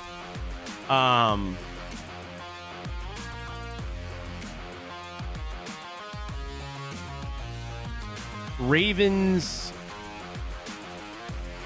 Oh, man. All right, like Kyle Van Noy never played for the Steelers. Did Todd Heap ever play for the Steelers? No.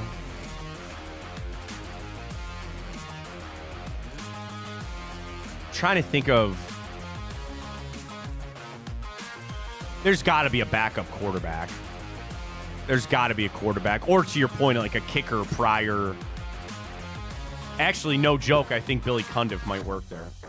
You played for the Steelers? I don't think so. Actually, no, he didn't. Because I actually have his Wikipedia up to look that up, so no, it's not Billy Cundiff. Hunters? No, not Dave Zastudil. Dave played for the Ravens and the Browns, but I don't think he ever played for the Steelers. Ravens, Patriots. You want to go there? That's what I'm talking about. I'm talking Ravens, Patriots. Oh, I'm sorry. You're talking about Ravens, Patriots. I'm really trying to think of any Ravens players now that have flipped, that have gone and done either one. Dude, I thought this would be a layup. Thought this would be so easy today. Basketball. No. Well, any Vikings players?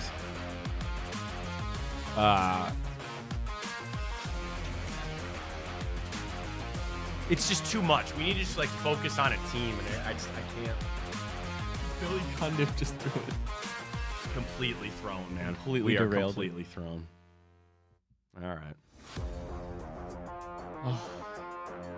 It's also like every time that we go through the list and I say try to remember these guys and I never do. Yeah, no, it doesn't Josh work. Johnson's got to work. I know for a fact that he played for the Ravens, and I think he played for either one of those teams.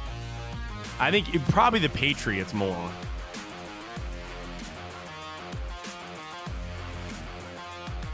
Done. Let's try Ravens Steelers.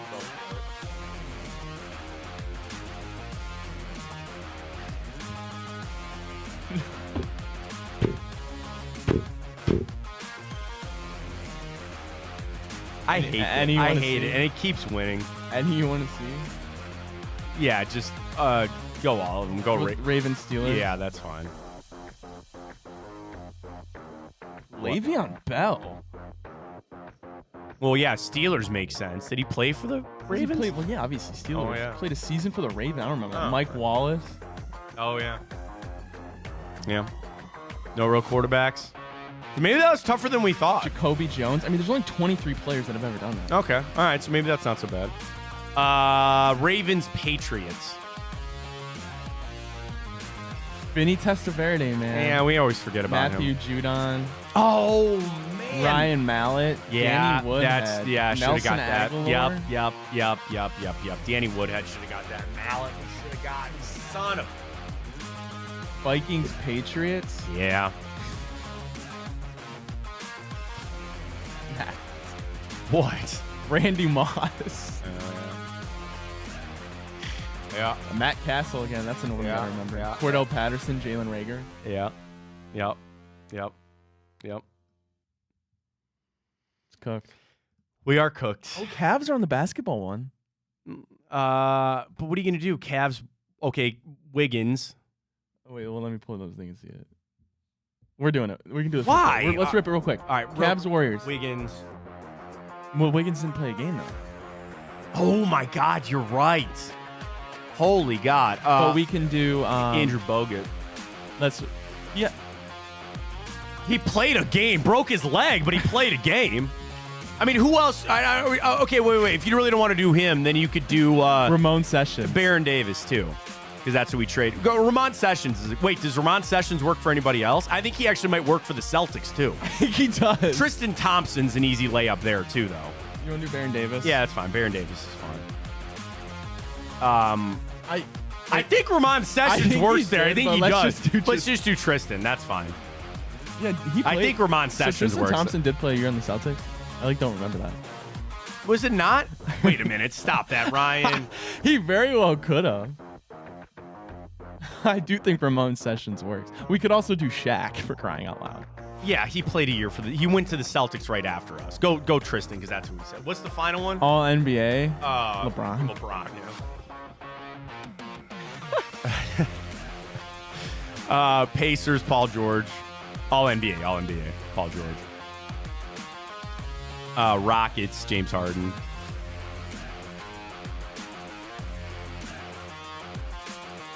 Okay. All right, Rockets, Warriors. Chris Paul. Oh, yeah.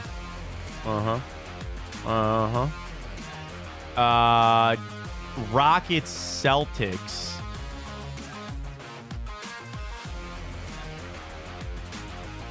Ooh, we might have to stew on that one for a second. Pacers, Warriors. Pacers Warriors. I don't know why. Jarrett Jack? That's a good pull. I don't know. I don't know if he actually played for the Pacers. I don't know though. either. I don't know why Mike Miller keeps didn't Mike Miller play for the Warriors? Am I misremembering that? I think so. Okay, there's somebody about a tall white guy on the corner. Mike Dunleavy? Is that who I'm thinking of that? That's who I'm thinking of for the Warriors. But I don't know if he ever played for the Pacers. Mike Dunleavy? There's some tall white three-point shooting guy that I keep thinking about with the Warriors. Yeah, Mike Dunleavy was with the Warriors. That's how he started his career. Did he play with the Pacers? He actually did. Put him in there. Screw it. Mike Dunleavy. Give me that one. Okay, give me that. I thought about it, and that's who I put in. Mike Dunleavy. Yes, thank you very much. Okay. All right. Pacers Celtics? Pacers Celtics. Pacers Celtics. Roy Hibbert ever get around the Celtics? I don't know. Good pull there, but no, I don't think so.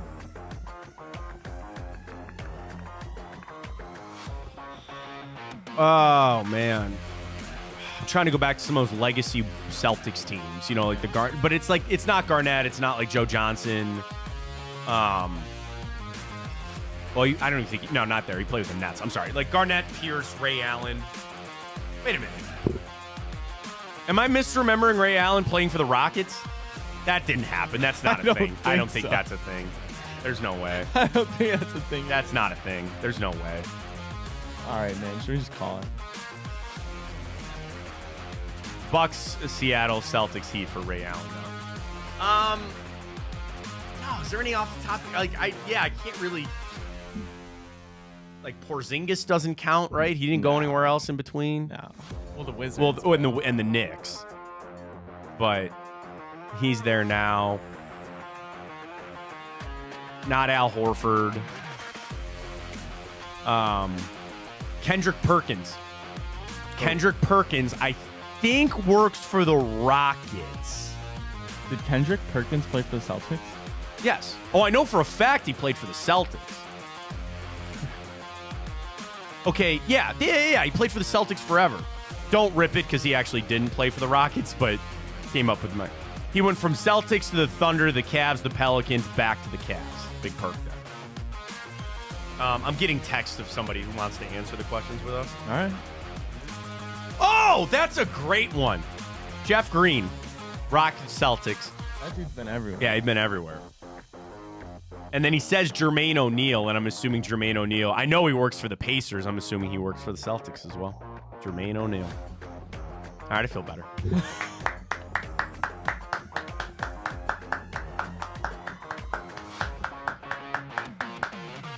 I can go on for the rest of my day.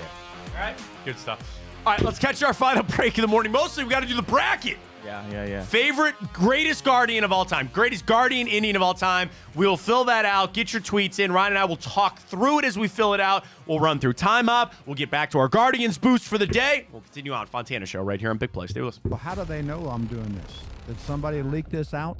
It's social media. Oh. It's just, that's the way social media works now. I thought maybe you were just running that yep.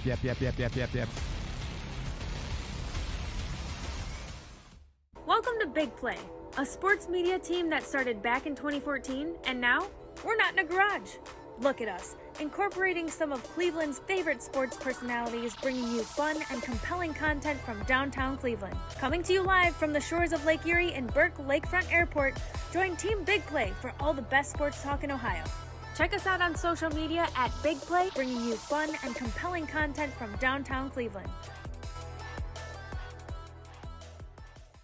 Anthony Schlegel, just how physical he was. You saw the girth and the power and everything he was bringing to the table, especially when he was a nice beefy 255 playing middle linebacker.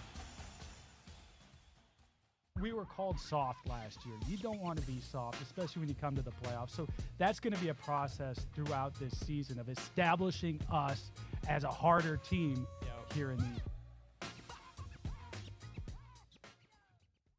How does an Ohioan build the perfect parlay?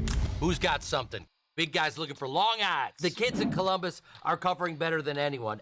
And at even odds. If it's even, I'm leaving. Listen, our championship DVD starts today. all right? Dude, I just got an invite to a Cincy playoff watch party. Shut up. Cincy, State, Cleveland, the perfect parlay. I'm a genius. For the best odds on Ohio sports, bet with your cojones. It is Spanish, dummy. Bet with Typical Sportsbook. I don't buy into this nonsense, this conspiracy nonsense that he's got his money and he's dogging it. That's ridiculous.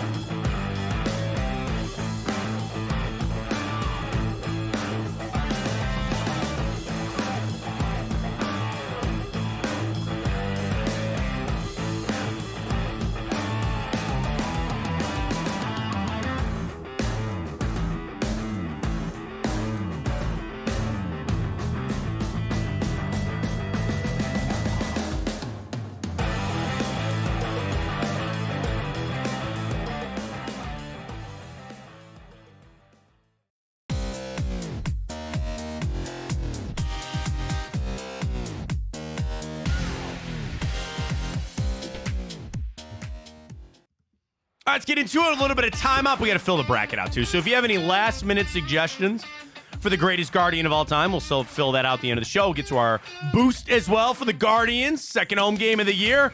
Let's get to it. But we start with a little bit of time hop. We head back this day in history and tell you what happened, including this day 2021. I get so weird on bringing up the day that somebody passed away. But when it's a day that you're like, it's kind of a big day, it's one that you remember. You remember when 2021. 2021? Alex Trebek? No, DMX. Oh yeah. You remember when DMX and everybody's like, wait a minute, like what? That was sad. So unfortunately, DMX passed away. This day 2021. This day 2020, the Browns released a teaser trailer for their new old uniforms. They went back to the ones they have now. Thank God you could be in the crap show that you're in right now with baseball. Sometimes new isn't always better. Okay? The Browns uniforms are just fine. I understand that they have a color palette that some people don't like. I'm not an interior designer, so I really don't give a damn. My team is brown and orange. Make it work. I like the orange alternate tops. I want those back. I'll take the orange pants for now. The white face masks are coming. We all know that. Everybody knows that at this point. They're doing the best that they can. And they got away from those monstrosities. Ugliest uniforms I've ever seen. Horrible. And I don't know. How does something like that get greenlit? How do they sit down and go, this is great? And it wasn't a fluky thing. They sat down with Nike. I know that they had focus groups with the fans. How did not somebody stand up and say, those look like ass? Those are the worst. You know, the only ones I thought were worse were Tampa Bay's. Tampa Bay's. Tom Brady had to play in those things, man. Some of them worked. Like, I think the Jets ones of that era kind of work. You know, but like the Browns were bad, the Jets were bad, the Jags ones were trash. Like, oh my! You remember those Jags helmets that they had? They were like two-tone faded. Just yeah. You just Googled it, the worst jerseys in history, right? What were some of the ones? Well, this one's from 2010, though. Oh, yeah, we can't do that. But, yeah, man, those things were horrible. But it is what it is. This day, 2019, was official that the Q was renamed Rocket Mortgage Fieldhouse. We talked about that in yesterday's show a little bit. You follow the UFC a little bit, right? 2 years ago. God, I wish it was 2 years ago. 5 years ago today, TJ Dillashaw was suspended 2 years for EPO. What are you looking at? I'm looking at this. This is number 8 on the worst. The Pittsburgh Pirates 1999 red vest jerseys. They have a giant pirate on the front of it. Yeah, those are pretty bad. I remember this one because this day, 2015, the Indians almost got a no-hitter. They combined for 8 1/3 innings of no-hit baseball. Bauer started, went 6 innings, gave it up to Kyle Crockett and Scott Atchison. Nick Hagedorn gave up a solo home run with 1 out in the 9th inning to give up the no-hitter. It is insane that we have been no-hit not only twice in a season, but that we've been no-hit like 6 times since Lenny Barker's perfect game. We haven't even had a no-hitter since then. Yeah. We've been close. Tanner Bibby's going to throw in this year. You think so? Yeah. All right. We already got one in Major League Baseball this year. But, yeah, man, that's insane. You haven't even luck boxed your way into one, which is kind of crazy, but it is what it is. This day, 2014, a report that Jacksonville signed Alex Mack to a 5-year offer sheet, giving the Browns 5 days to match. They eventually would, and he would leave and then eventually go to Atlanta. He wanted out of here so bad. It was kind of crazy. Do you want to know the most crazy thing about all of that with Alex Mack? Guess who the center was on the all-decade team for the 2010 NFL team? It was Alex Mack. Can you believe that? He was on the all-decade team for the 2010s at center. Joe Thomas was obviously your left tackle. But I think people sleep on how good Alex Mack really was. Just retired a couple years ago, by the way, too. This day, 2000, Jim Thome struck out 5 times against the Tampa Bay Rays. He tied an MLB record, but the Indians still won 17-4. What do they call it? The golden sombrero, right? When you get 3, is that what it's 4? called? Yeah, and then you get 5. Like an opposite of a turkey? Yeah, pretty much is where it's at. This day, 1959, NASA introduced their first group of astronauts. There were 7, including John Glenn. That takes some guts. Hey, yeah, man. We're going to send you up there. We've only ever sent dogs, but we'll give it a try. Well, what? They didn't go to the moon. Okay, Ryan is a non-moon landing believer. You know, I saw this, with the eclipse going on and everything. Neil deGrasse Tyson said this. Do you know that our ozone layer filters out 99% of UV lights? Could you imagine if it, granted, Earth and all that kind of stuff, right? Like, going up into space where you're getting those UVs straight on, get fried. Yeah. That stuff is so interesting to me. Him and then that Brian Cox guy, he's the English one, the astrophysicist people. So interesting. I am not near smart enough to know anything about it, but I can listen to those guys talk all the time about the nearest star and how it's ever expanding and the Big Bang and the particles and all. It's crazy stuff. It kind of all came to a head yesterday with the eclipse, but definitely cool to see. This day, 1865, Robert E. Lee officially surrenders, ending the American Civil War. Important day this day, 1865. Very happy birthday goes out to Curly Lambeau, the late, great Mr. Seve Ballesteros. One of the best golfers of all time. Indians pitcher Hunter Gaddis celebrating a birthday today. I hope he gets into the game today because we're up 10-0, and they just need somebody to eat some innings today. I probably shouldn't wish Hugh Hefner a happy birthday. Why? He's kind of a piece of crap. Well, he's dead, but he's kind of a piece of crap. Kirsten Stewart from Twilight celebrating a birthday today. Gerard Way of My Chemical Romance and Dennis Quaid all celebrating birthdays today. All right, just one for you today on the movies and televisions. Ryan, I will tell you one that you best not miss, okay? It premiered this day, 2009, a television show, and that's all I'm going to say to see if you can get it on that. One that I would tell you best not miss. 2009. 2009, a television show. I mean, how many TV shows came out in 2009? But I'm saying when I say that you best not miss, it's because it's one of my favorite television shows. It's also one of the more, I would say, one of the most popular television shows of the last 20 years. Breaking Bad? No, good guess, though, of that era. But no.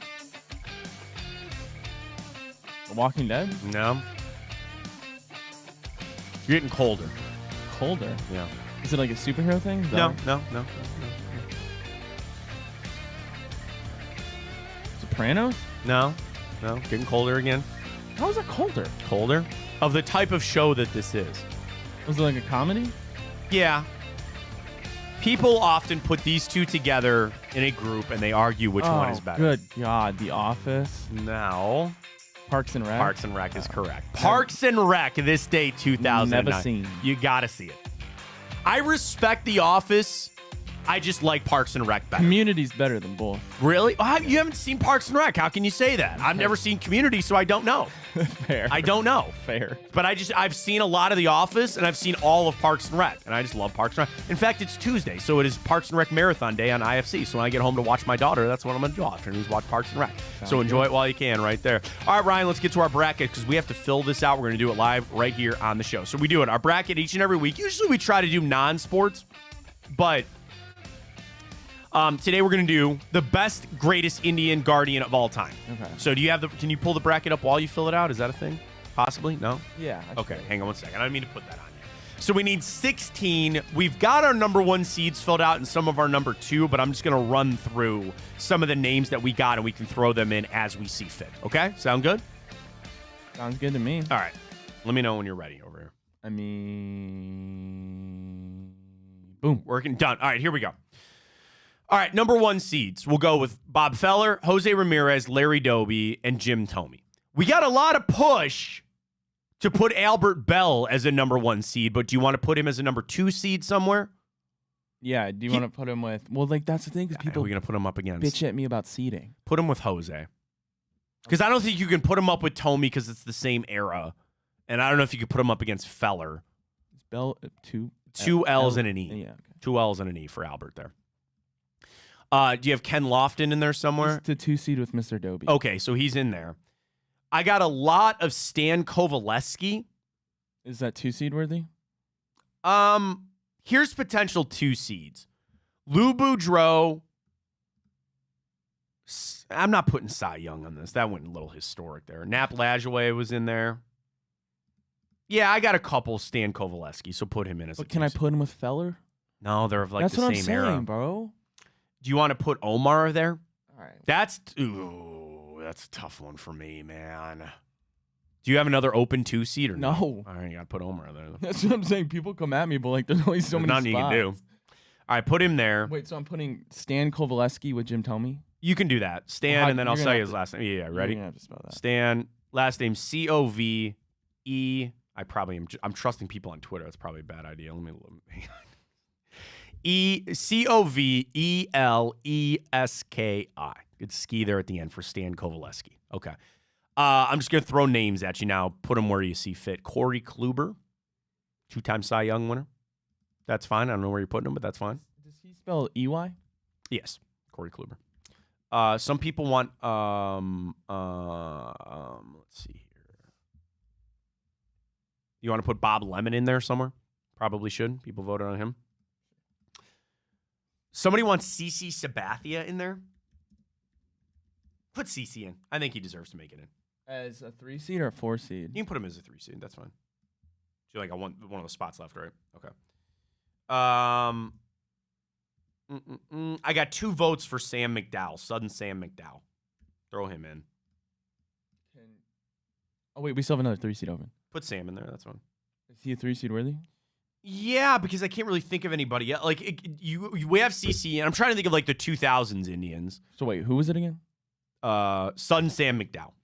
Spell that. Sam, and then last name McDowell. Sudden Sam McDowell.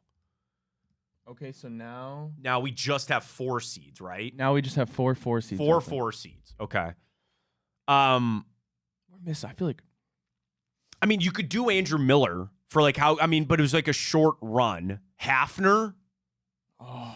Put him in. That's fine. I'm fine with Grady.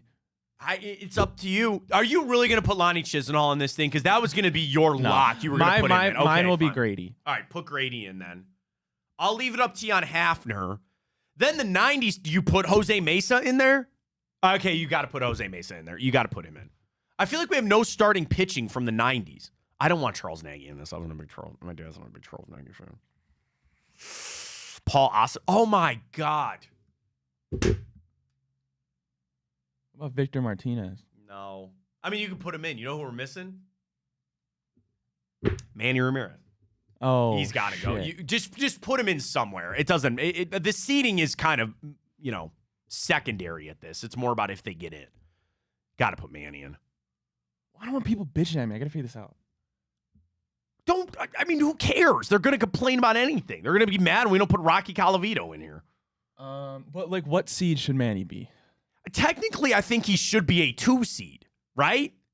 But who are you going to bump down? Who are your 2 seeds right now? We bump down Stan? That's fine. Move Stan down. You can keep him in the same one. So move him down and then put Manny as a 2 seed. Now, who's Manny going up against in the first round, though? Can't put him with Tommy. Can you? Wait. I know. You're screwing it all. I'm screwing you all up over here. So you're saying I can't put Manny with Jim Thome? I would not put Manny with Jim Thome. At the end of the day, if you're already in it, then just do it. Just put him in there. That's fine. Who are you moving over there? Bob Lemon? That's fine. Do that. And then put Manny over there. That's fine. Do that. But then Albert Bell's over there as the 2 seed.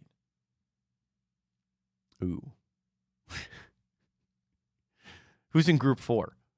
Larry Doby, Kenny Lofton, Corey Kluber. Yeah, see, the problem is we're going to have a 90s person in every single one. Just put him in there with Albert. That's fine. You had 3 power hitters. You're going to have to pick with one of them. I don't know. I'm telling you, the first tweet I made. I know, I got it. Direct it at me. That's fine. That's fine. That's fine. And then, okay. Travis Hafner got to be in there. Yeah, put Hafner in. That's fine. And then one more. You want to do Victor Martinez? Yeah, but I had so many people try to tell me about, the other. Like Rick tweeted me a list where the entire list is guys that are from the 40s. You know what I mean? Earl Averill and Tris Speaker and stuff like that. We don't need that. Okay. Listen, is there somebody from the 95 lineup that we're missing? I got to make sure I go through that. Let me run through what we have for you real quick. Okay, Matt. please. Yes. Group 1, Bob Feller. Yep. Omar Vizquel. Yep. Sam McDowell. Yep. Grady Sizemore. Yeah, that's fine. Group 2, Jim Thome. Yep. Stan Kovaleski. Yep. Bob Lemon.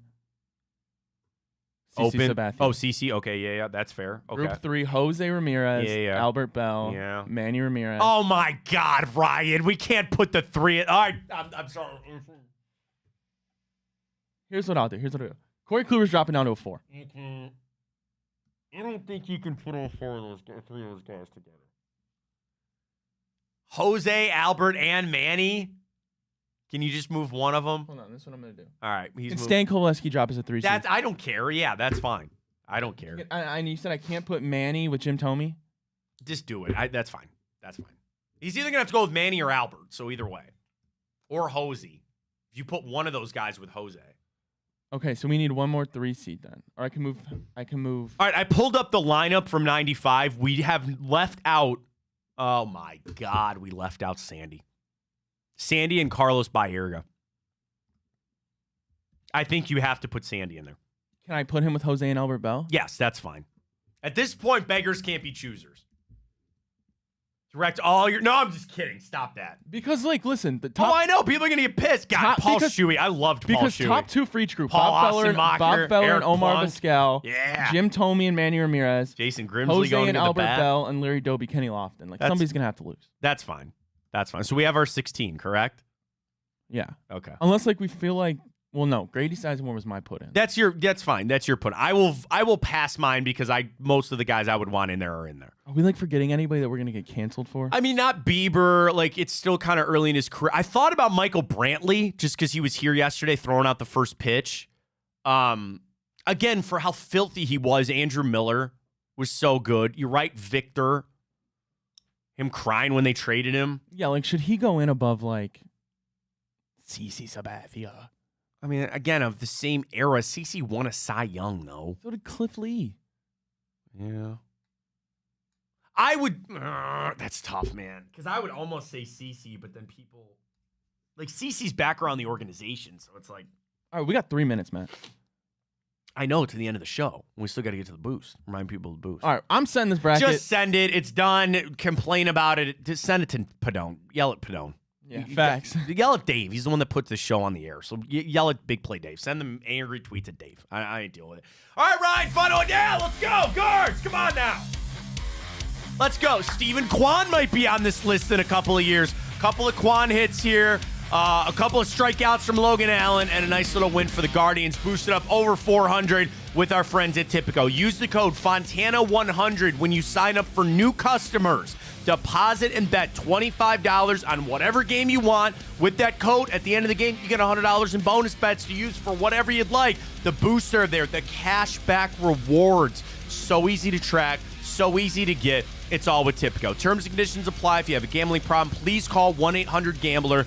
And we're betting with Tipico. We love Tipico. I made some nice bets last night in the national championship. I'm feeling really good about our guards boost, man. I think we're getting into a little bit of a...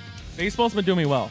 I think we're getting into a nice little streak here because we're not going to forget about the first inning no run thing. We'll get back to that eventually. That's treating us well. I think we just got to rotate through and finding guys that are going to get some hits in some games. Just do that. We'll take our pitching props and get it all done. So there it is. Get it done, Guardians, today, which is going to be awesome. Bet with Tipico. Use that code Fontana100 when you get signed up. We got the Cavs. We'll get back into them tomorrow. More coming up tonight on Big Play. We do have the return. Josh Maria Cribbs. Ryan will be a part of that. And, of course, Enter the Jungle. James Rapine and Andrew Fox Miller. All Bengals talk, all discussion. We are inching towards the draft. And, dude, the end of the NBA regular season. Do we not have playoffs next week? April 12th. That'd be... Wow. Or, no, 14th. 14th, I think you're right. That is Sunday.